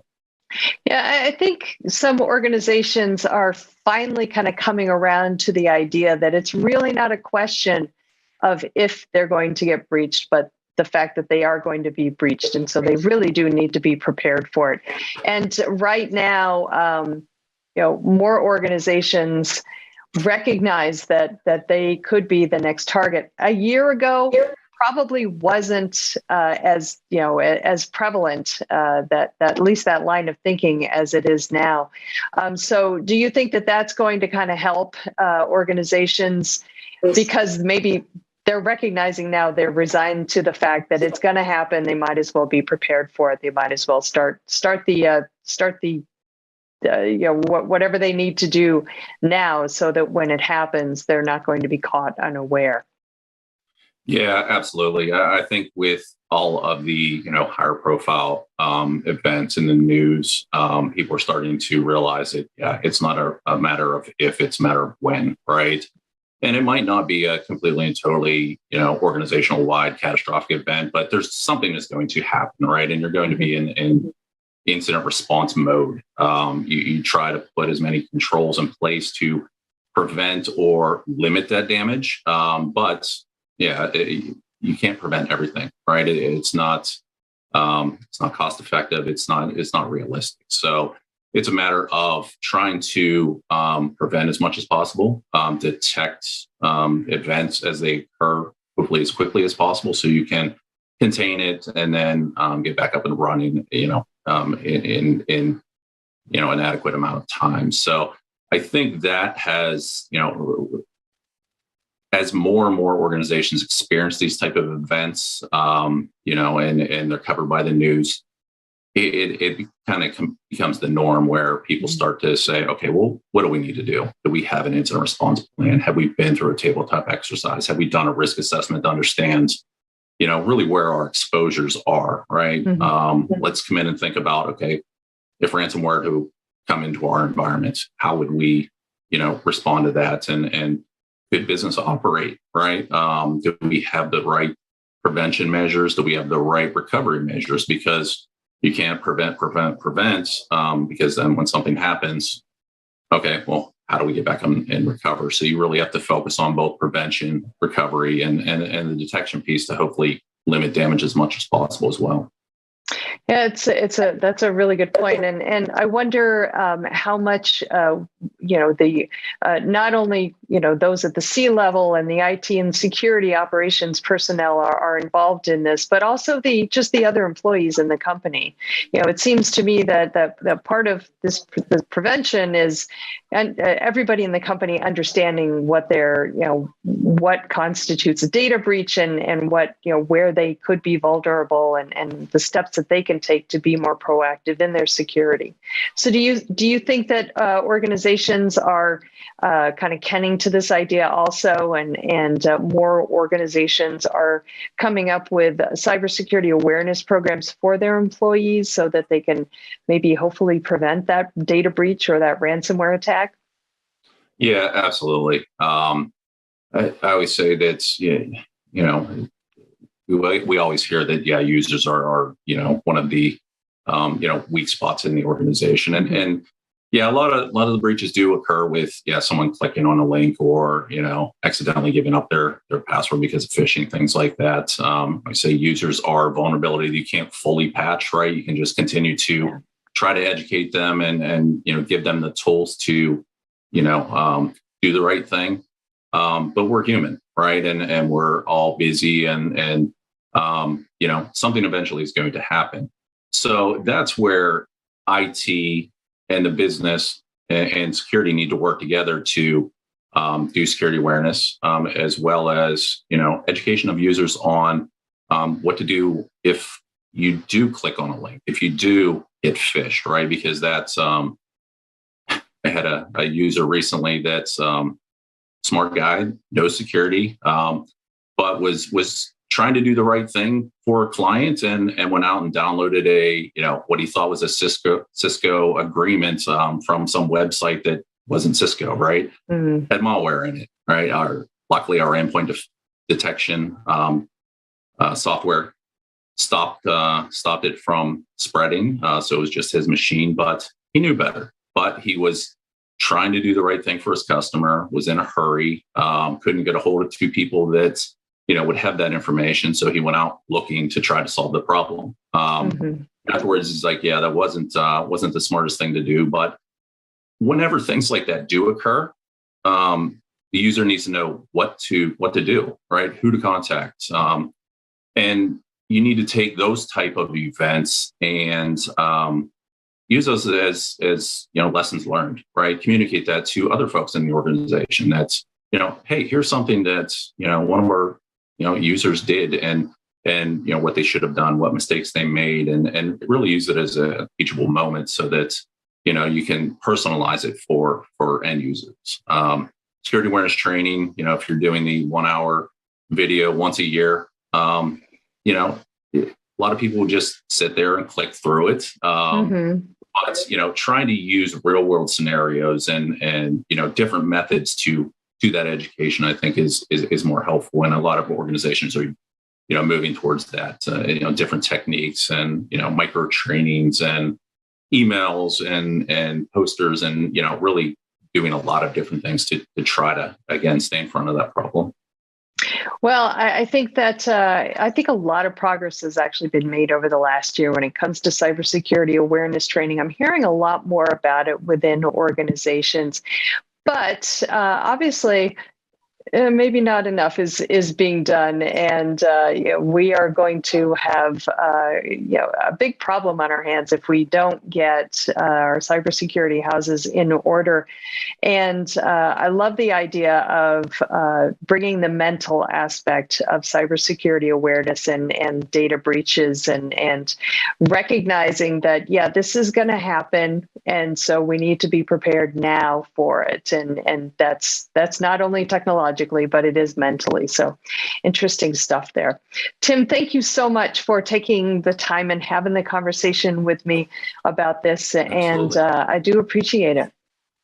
Thank you very much. Okay. All right, everybody, please stick around. We've got lots more Techstrong TV coming up, so stay tuned.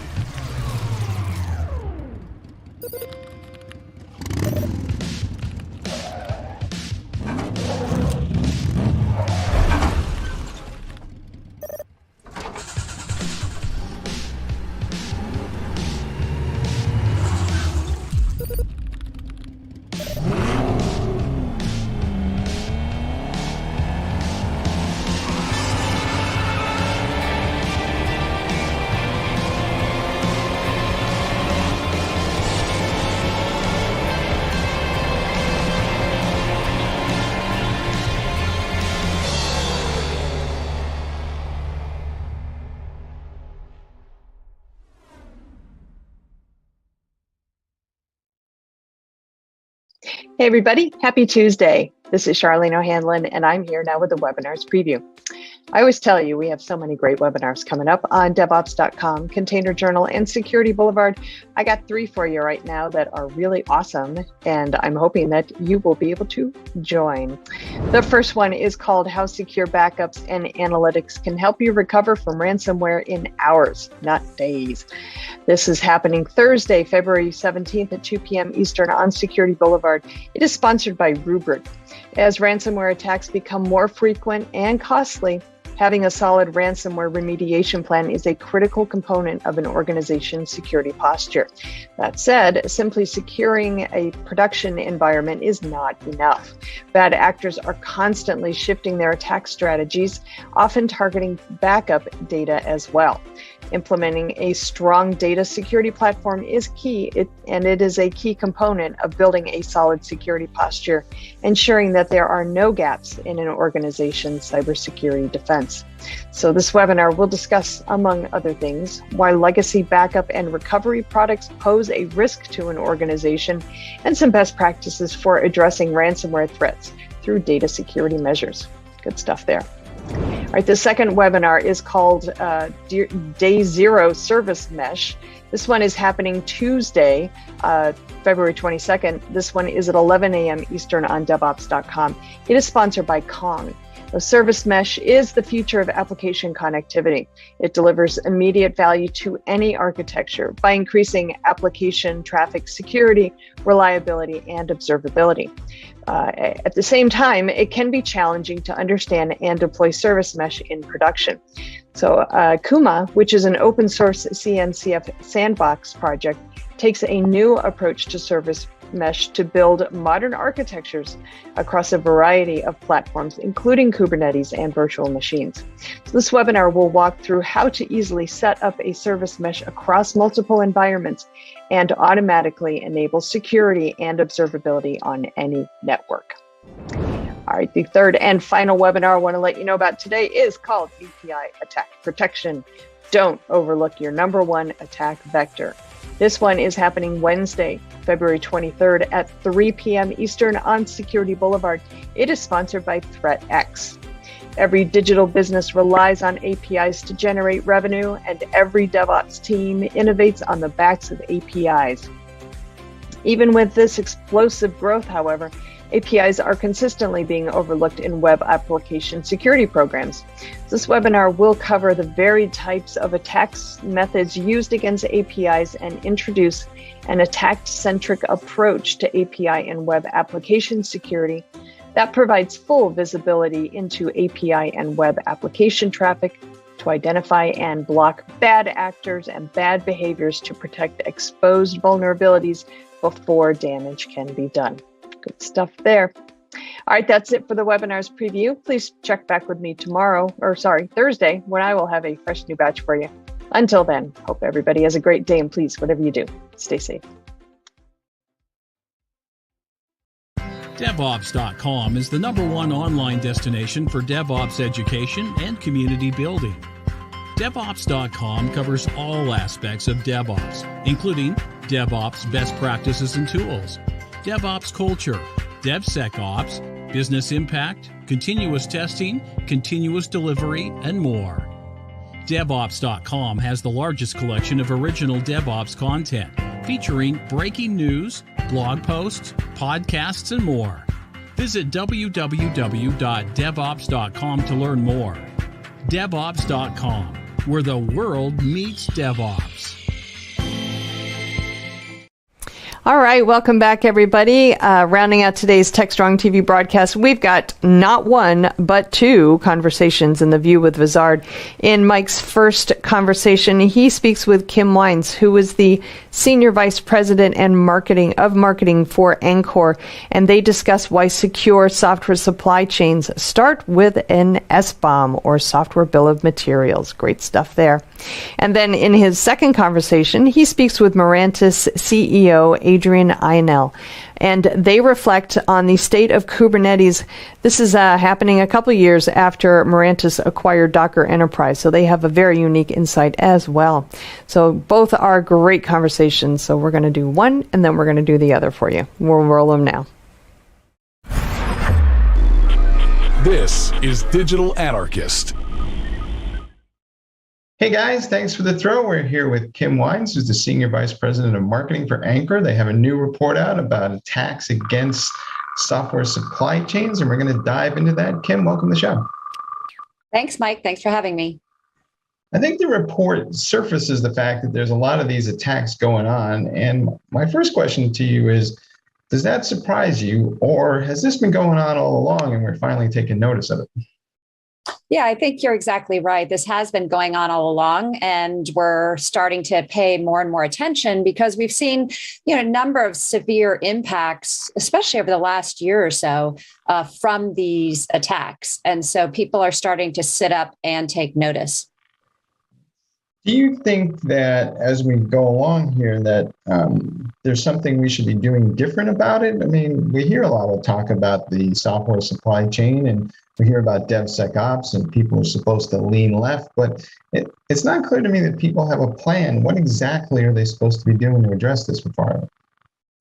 Yeah, I think we're going to shift into a world where software supply chain management becomes a practice, just like we've had traditionally supply chain management with our physical goods. So we're going to need to start to pay attention to what software components are coming into our organization, how they're being built into new pieces of software, and then anything that might be used either inside or outside of our organization. Things we might be delivering to customers or things we might just be deploying for internal use. I think the foundation of that is going to be the concept of the SBOM, the Software Bill of Materials, which is a concept that's been around for a long time in physical supply chains. You think of it like the ingredients in the food that you buy and that you eat. And we're going to start to use those SBOMs to have a complete picture of what's in our software. But it's not enough to create an SBOM. We have to then use those SBOMs to help us with these attacks. So as an example, we recently had the Log4j vulnerability, which was a big 0-day vulnerability that came out in December of 21, so just about a month and a half ago. And most organizations were left scrambling. They were trying to figure out where Log4j was running in their organization. And that can be really difficult to do. You're out there trying to scan endpoints, you're trying to scan your software repos, scan your registry, scan your production systems, which is time consuming, often has a lot of blind spots. So instead, if we start moving to a world where we've generated an SBOM for all of the software that we build and use, maintain that SBOM in a repository, now when we have the next 0-day, it's really just a matter of searching, essentially, that repository to find out what components are there and are we impacted.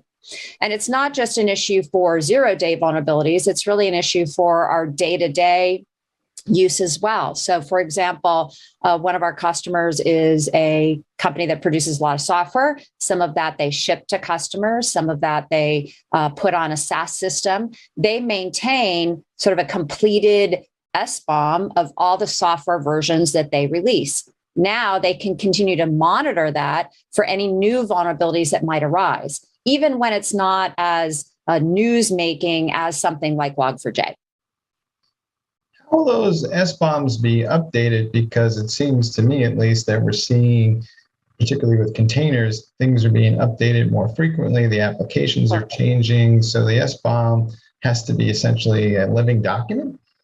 Totally, completely a living document. And if you think about it, we have automated processes now for that continuous building, continuous delivery. So we have our CI/CD pipelines, we have our DevSecOps tools. And so we need to automate those processes in those existing tool chains that we're already using. So we need to be able to scan in our CI/CD system, scan in our container registries, scan when we're delivering things into production so that we are checking at each point in the process, creating a new SBOM and preserving that SBOM so that we can monitor those systems even after they've been deployed. Who's in charge of creating the SBOM and, for that matter, securing the software supply chain? Is it the security team, the DevOps team, the developers themselves? How are we going to approach this? Yeah, I think it's really a collaborative effort. So, typically for the developers, we want to embed automated tools into the tools they already use, not requiring them to leave those tools, but notifying them in the ways that they need to be notified when there's an issue. So if we're doing a build, we find a security vulnerability, then maybe that needs to get filed as a ticket in Jira, for instance, if that's the system that the developers use. The DevOps engineers are basically responsible for integrating these security tools into those platforms. They want to make sure this all runs on a smooth basis. And the product security team, or the security team, is really responsible for the overall oversight of understanding, the reporting and the auditing and what controls and policies do we need to put in place. So they really need to collaborate together to make this all work smoothly. We saw that the Biden administration put out an executive order talking about the need for SBOMs, among other things. Do you think that that will be a catalyst for other enterprises following suit? Will they use the same basic methodology? I believe you're exactly right on that. So with that requirement, as that comes into full force, any organization that's providing software to the federal government, which is going to be nearly every software company, and certainly other companies as well that don't produce what we traditionally think of as software, but that has software in it. So think about devices, for example. And then in addition, we have systems integrators that are building systems for the federal government. So all of these organizations are going to have to follow the new rules, essentially. And other organizations will look at that and say, hey, let's just piggyback on that. Let's ask those companies for the same things that they have to produce for the federal government. And then let's use that information to help our security processes as well. I think we hear a lot about this shift left idea, and the notion is that somehow developers are going to become more security conscious. And to what degree is that realistic, or do we need to figure out a way to let the organization itself lean left towards the developers and make it easier for them to build secure applications without necessarily slowing down the rate of application development? Yeah, that's critical, right? Developers feel good when they're delivering new capabilities in their software to customers that want to use it. And that's not just developers, that's the organization as a whole. They don't want to slow down velocity. So we have to figure out how to optimize the process. So this is where automation is critical. So of course, we can put automated tools into those processes. But the next problem becomes, once we've discovered what the security issues are, how do we get them remediated? And one of the biggest issues that really frustrates developers is the level of false positives. And so it's really important that we work to bring down that level of false positives, because otherwise developers are spending their time chasing down issues that aren't real, trying to explain to security why they don't plan to fix an issue because it doesn't impact their code.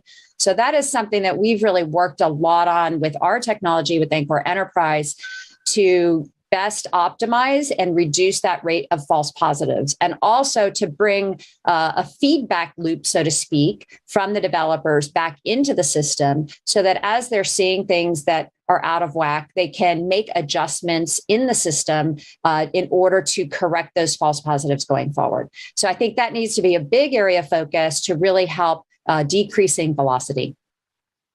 Do you think this issue may ultimately lead people to embrace containers more aggressively? And I'm asking the question because, in theory at least, it's easier to rip and replace a container that has a vulnerability in it than it is to patch a monolithic application. So might this just force this whole shift or accelerate the shift? Potentially. I mean, I think the shift to containers is already well underway, and I don't think there's any stopping it. This is something that we've asked in our survey, and we've seen that most people are in the, intermediate stages, at least, if not advanced, of their container adoption. And they're working their way through their applications. Certainly, most, if not many, net new applications being built today are going to be built with cloud native technologies, which will include containers.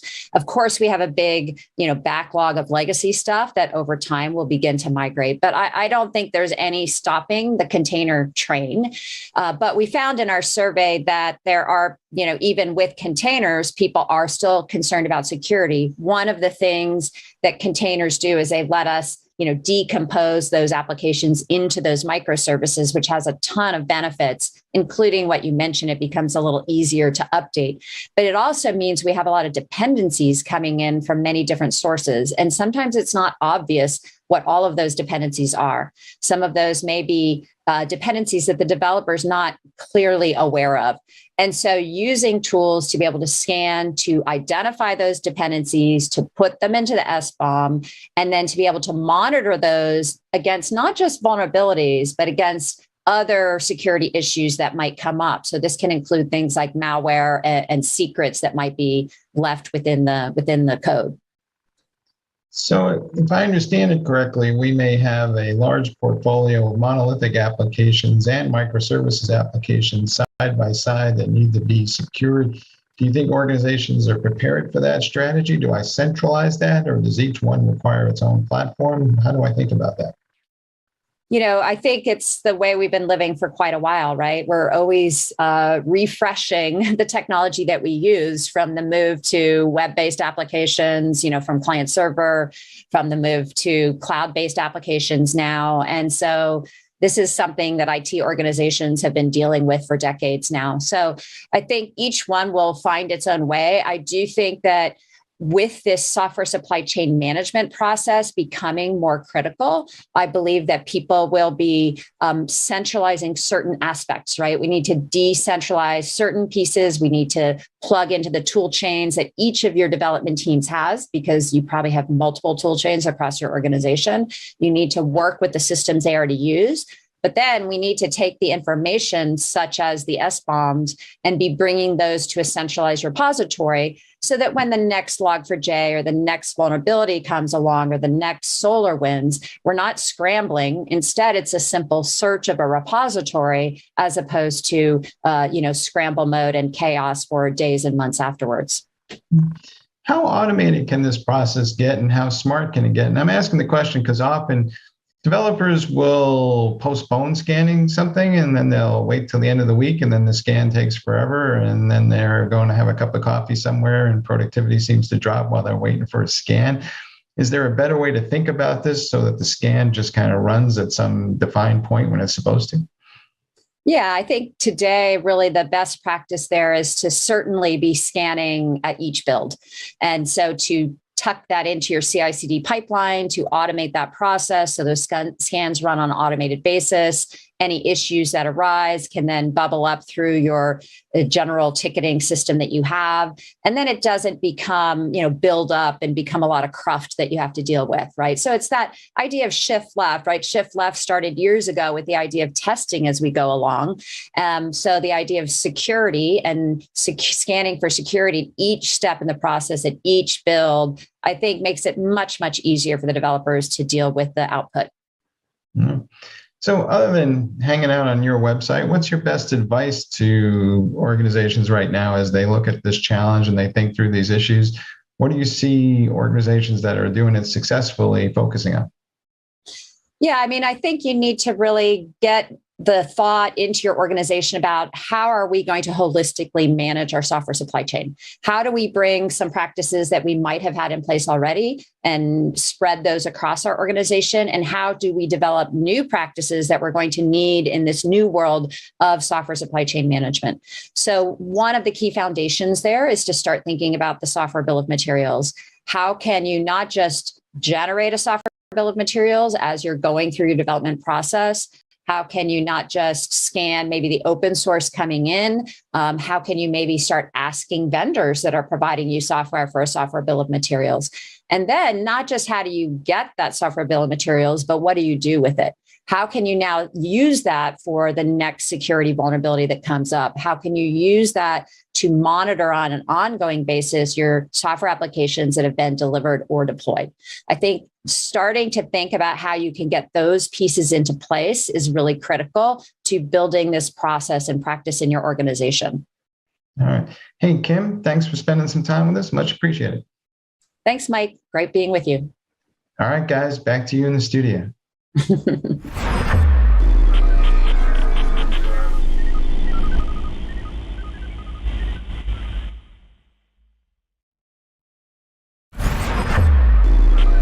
This is Digital Anarchist.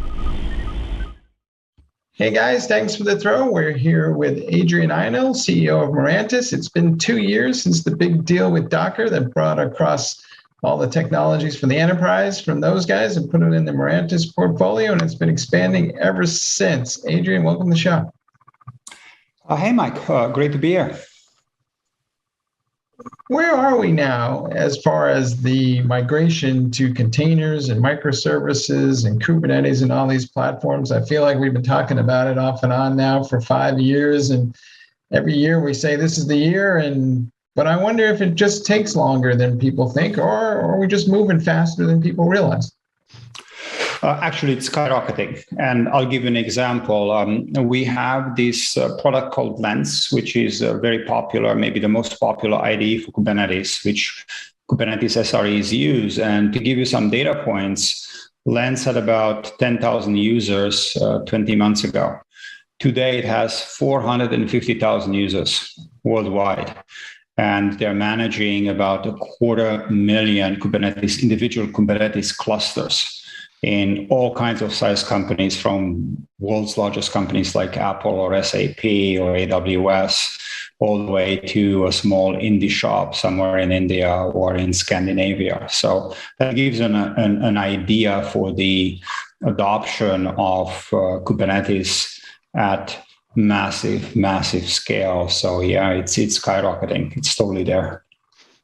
Early on, a lot of this was driven by developers, and now I think there's more IT operations people involved. So is this a bottom-up phenomenon still, or is it being driven more by operations folks that like the efficiency that Kubernetes provides? You're absolutely right. Early on, it's the developers who just moved to containers and said, this is the way we'd like to work. But now we're seeing more and more where even CIOs and VP of IT operations are just providing mandates into their infrastructure to embrace Kubernetes and containers as the standard, because one is their customers are requesting it, which are the developers and the application owners. And second, because it's just so much more efficient, it leads to an infrastructure that's much easier to operate. It's standardized, it works across clouds and on-prem. So it has all kinds of benefits. So it's both. It's the developers pulling, and it's now also IT operations and IT leadership just mandating it as a new way of doing things. As we go along here, do you think people are appreciating the complexity of some of these applications? If I look at microservices, there's a lot of dependencies. If I look at Kubernetes itself, there's a lot of knobs to turn, and people use the phrase wall of YAML files, and they get a little intimidated. So I know we promised people that things would get easier and that we'd all have flying cars by now, but are things getting more complex? Yeah, you're exactly right. There's a lot of power in Kubernetes and containers and in microservices, but with that power comes a lot of complexity, as in cloud services or cloud platforms in general. And in fact, this is one of the key problems that we're solving for our customers. How do we take a technology that's super complex, but very powerful, and turn it into something that's very, very easy for people to use and very, very easy to operate? Yeah, so yeah, it is complex, but through technology, through automation, through software, the complexity can be removed or hidden from most people so that people can take advantage of containers and Kubernetes very, very easily and not have the headaches of knowing every single detail. What is your sense of how much of the infrastructure is going to be managed by an internal IT team? Or are things shifting to this kind of as a service or managed service approach, and because people want to spend more time writing code? Yeah, well, we are very biased there. We have our unique point of view. The philosophy that we're taking is we like every single company on the planet to become a zero ops company, a zero ops business, because we fundamentally believe that for the vast majority of businesses there, operations is not a place where you can create a ton of unique value. And even then, maybe the best possible operations architects and engineers can be more focused on designing, crafting new services, new platforms, rather than trying just to keep the trains moving and up and running. So yes, we believe that everything should be delivered as a service, including infrastructure, that even on-prem, people will want a true cloud experience and as a service experience with zero operations. And this is central to the value that we provide our customers. Not everybody is there, but we see more and more companies actually totally embracing this and shifting their most critical talent towards creating new services, creating new products, creating new software versus running ops. Early on, Mirantis, of course, was closely associated with OpenStack. What's the relationship between OpenStack and Kubernetes these days? Sometimes you look at it and Kubernetes can run on OpenStack, OpenStack can run on Kubernetes, the two run side by side. What are people using both, or is it in either or? Yeah, the relationship could not be better, actually. And this was part of our playbook and our rationale for acquiring Doc Enterprise. We, even before we acquired Doc Enterprise, we containerized OpenStack, and we ported it to run directly on Kubernetes, just like any other microservices application. So you can think of OpenStack really as a very complex microservices architecture and application. So right now, the way we ship OpenStack to our customers in our latest release, in our next generation product, is as running on top of Kubernetes. So Kubernetes is the substrate on which everything runs on our platform, including OpenStack. And that gives customers a tremendous amount of flexibility and choice, because they can have a unified fabric. If they need virtualization, they can put OpenStack on top of it. And then some customers, you're absolutely right, put yet another layer of user-centric or workload-centric Kubernetes on top. So you can have this sandwich where you can have Kubernetes as the base layer, OpenStack on top, and yet again, more Kubernetes clusters on top of OpenStack. And that's a very typical architecture that people run and give people a tremendous amount of flexibility and benefits. We live in this multi-cloud world. Some of it is on purpose. Most of it is by accident. But we talk a lot about hybrid cloud, and Kubernetes seems to have a lot of potential in that space. So do you think we will see Kubernetes on-premise and in the cloud, and that will become the foundation for our future hybrid cloud ambitions? Yeah, we definitely see Kubernetes on-prem and in the cloud, and a combination of the both. I'm not so sure that hybrid cloud it depends very much what we mean by hybrid cloud. So we see very few cases where customers split an application between on-prem and public cloud. What we see much more frequently is that customers categorize their applications in cohorts, and certain cohorts are being moved onto public clouds, other cohorts are being kept on-prem. But there is one common unifying theme, which is that the vast majority of customers want their development teams to use open standards and cloud-native standards for the development frameworks and for the infrastructure they use. And this is where Kubernetes comes in extremely handy, because that means that people that develop on applications from on-prem target really use the same frameworks and the same tools and methodologies the people who develop in the cloud. And it also means that the customers can move those apps wherever they want at any point in time with relative ease and have a lot of portability, which is why we believe that anything and everything that will remain on-prem as an infrastructure will eventually also migrate towards cloud-native standards centered around Kubernetes and containers, so that developers and application owners have the same experience in a public cloud and on-prem. Mm-hmm. Post-COVID, we saw a lot of spending on IT, and a lot of it driven by digital business transformation initiatives to varying degrees of success. Do you think we're going to enter a new period, though, where there's going to be a lot more focused on the cost of IT and trying to contain that a little bit more? Because we did go through a period where almost out of desperation, we were spending on IT to hopefully drive reinvention, but maybe some of the old disciplines will be coming back. I don't know. It's a very, very good question. I feel that the emphasis is going to be on measuring return on investment in a much more rigorous way rather than just pure cost. I think companies would very much continue to invest very heavily on those digital initiatives that really deliver good results or have the promise of phenomenal results and are transformative for businesses. And at the same time, they will question every single dollar that's just spent on keeping the lights on, or any kind of dollar that is really not producing meaningful competitive advantage for business. So that's going to be, people are going to take a very hard look at that. And we know all from our experience that a very large portion of IT budgets today are still being spent on maintaining legacy applications, maintaining legacy enterprise data centers. And that is going to be, I think, a target for cost savings and freeing up capital to invest in new software development and new initiatives that can really transform the business. So I'm not sure it's going to be cost reduction as much as how can we actually ensure that we get a real return on the money that we spend on information technology. Mm-hmm. We also hear a lot about securing the software supply chain these days.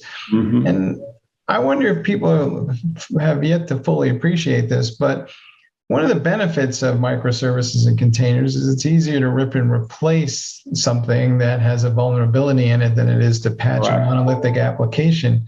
So do you think we'll get to a point soon where people will start building more in microservices because of security concerns? That's a very good question. We do have a lot of very security sensitive customers throughout the federal government, Department of Defense, national labs. That's not just in the US, but in other US friendly nations around the world. We have a lot of security conscious customers as well, whether it's banks, pharma companies, healthcare companies, and the like, payment services like Visa, MasterCard, PayPal, and so forth. So we do believe that security is very much top of mind for anybody and everybody that's running digital initiatives these days. And we do see absolutely that people totally realize that the container gives you just, I think, the most elegant, the most safe way to patch vulnerabilities today versus any other technology that's out there. And you're absolutely right. That may yet be another driver for people wanting to containerize so that they can respond much more quickly and predictably and reliably to security threats. Mm-hmm. Right now, there's no shortage of Kubernetes platforms and distributions. So ultimately, in your mind, what differentiates one provider from another? What should people be thinking about? Well, I do think there is a shortage, or there is a very limited number of platforms that are actually proven at scale, and we fit into that category.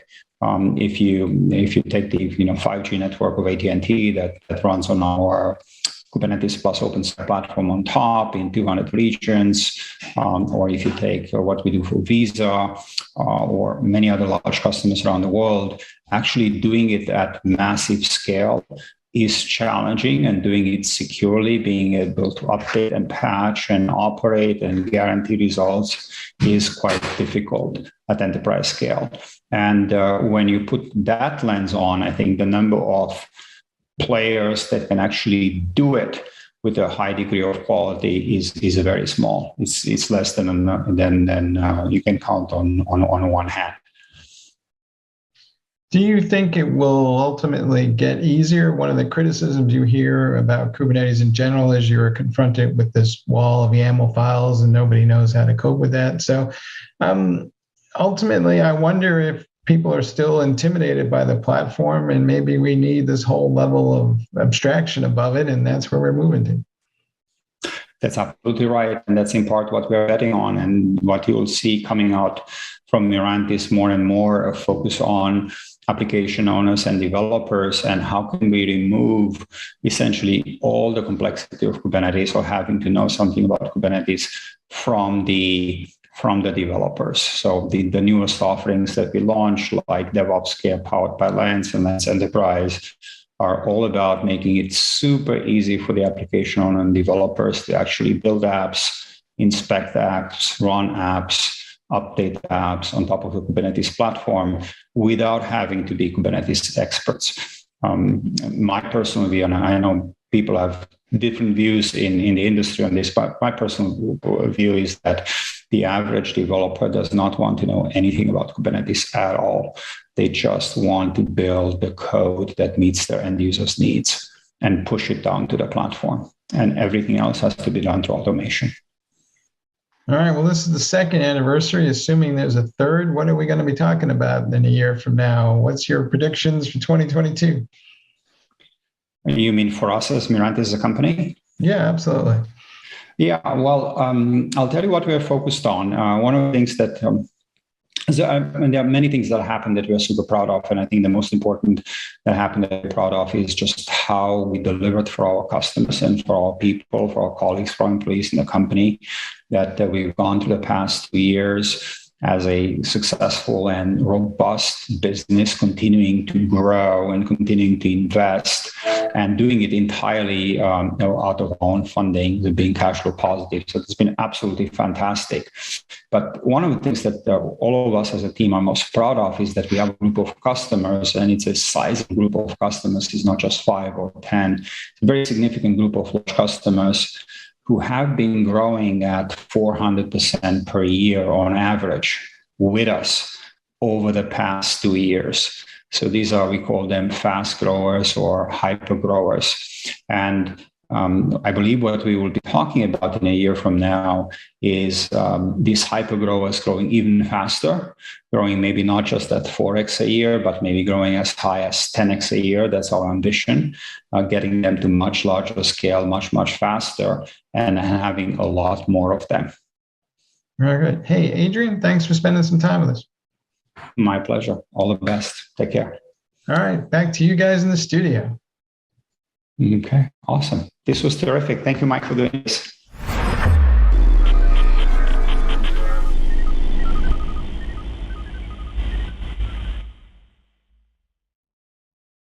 SecurityBoulevard.com is the leading resource for news, analysis, and education on challenges facing the cybersecurity industry. SecurityBoulevard.com covers all aspects of cybersecurity, including data security, DevSecOps, cloud security, application security, network security, security threats, and more. SecurityBoulevard.com has the largest selection of security content, featuring breaking news, blog posts, podcasts, and more. Visit www.securityboulevard.com to learn more. SecurityBoulevard.com, home of Security Bloggers Network. All right, that is a wrap for today's Techstrong TV broadcast. Hope you enjoyed today's conversations as much as I enjoyed bringing them to you. We have a couple things coming up before we close things out. I want to remind you about. First up, we've got a virtual event happening next week, I believe it is. It is the IBM Automation Insights virtual event. That one is happening February 23rd. Again, that is a virtual event. We also have, following on the heels of that, March 1st, we have a virtual event sponsored by Sneak that is called Know Your Code, Open Source and Supply Chain Summit. Great topic there. We also have another one right after that. We are just rocking and rolling on these virtual events, folks. This one is sponsored by Salt Security, and it is the API Security Summit. That one is happening March 3rd. So those are our 3 virtual events that we have coming up for you. We also have some live events coming up at the end, starting at the end of March. We have the our Techstrong live events. We have one related to DevOps / Cloud Native, and then another for cybersecurity, and these are day-long events. We're going to be presenting them throughout the country throughout the year. The first one kicks off March 29th in Atlanta. We have one day, as I said, devoted for DevOps Cloud Native, another day devoted to cybersecurity. We're going to be doing these in other cities, including DC, so many different places, San Francisco, I think, Los Angeles. I can't quite remember all of them, but you can check out the entire lineup on techstrongevents.com. We also have our Initech events that are coming up. We've got Austin and Dallas. We also have Houston on the schedule, as well as Oklahoma City and Washington, D.C. So we're going to be everywhere, it seems like, this year. So good stuff there. But you can check out everything that we've got going on here at Techstrong, techstrongevents.com. Go to that web address, and you will be able to see all of the lineups, all the shows. You can check out the agendas, see the lineup of speakers, and register for the events themselves. I will hope to see you back here on Thursday for another Techstrong TV broadcast. Until then, I hope everybody has a great day, and please, whatever you do, stay safe.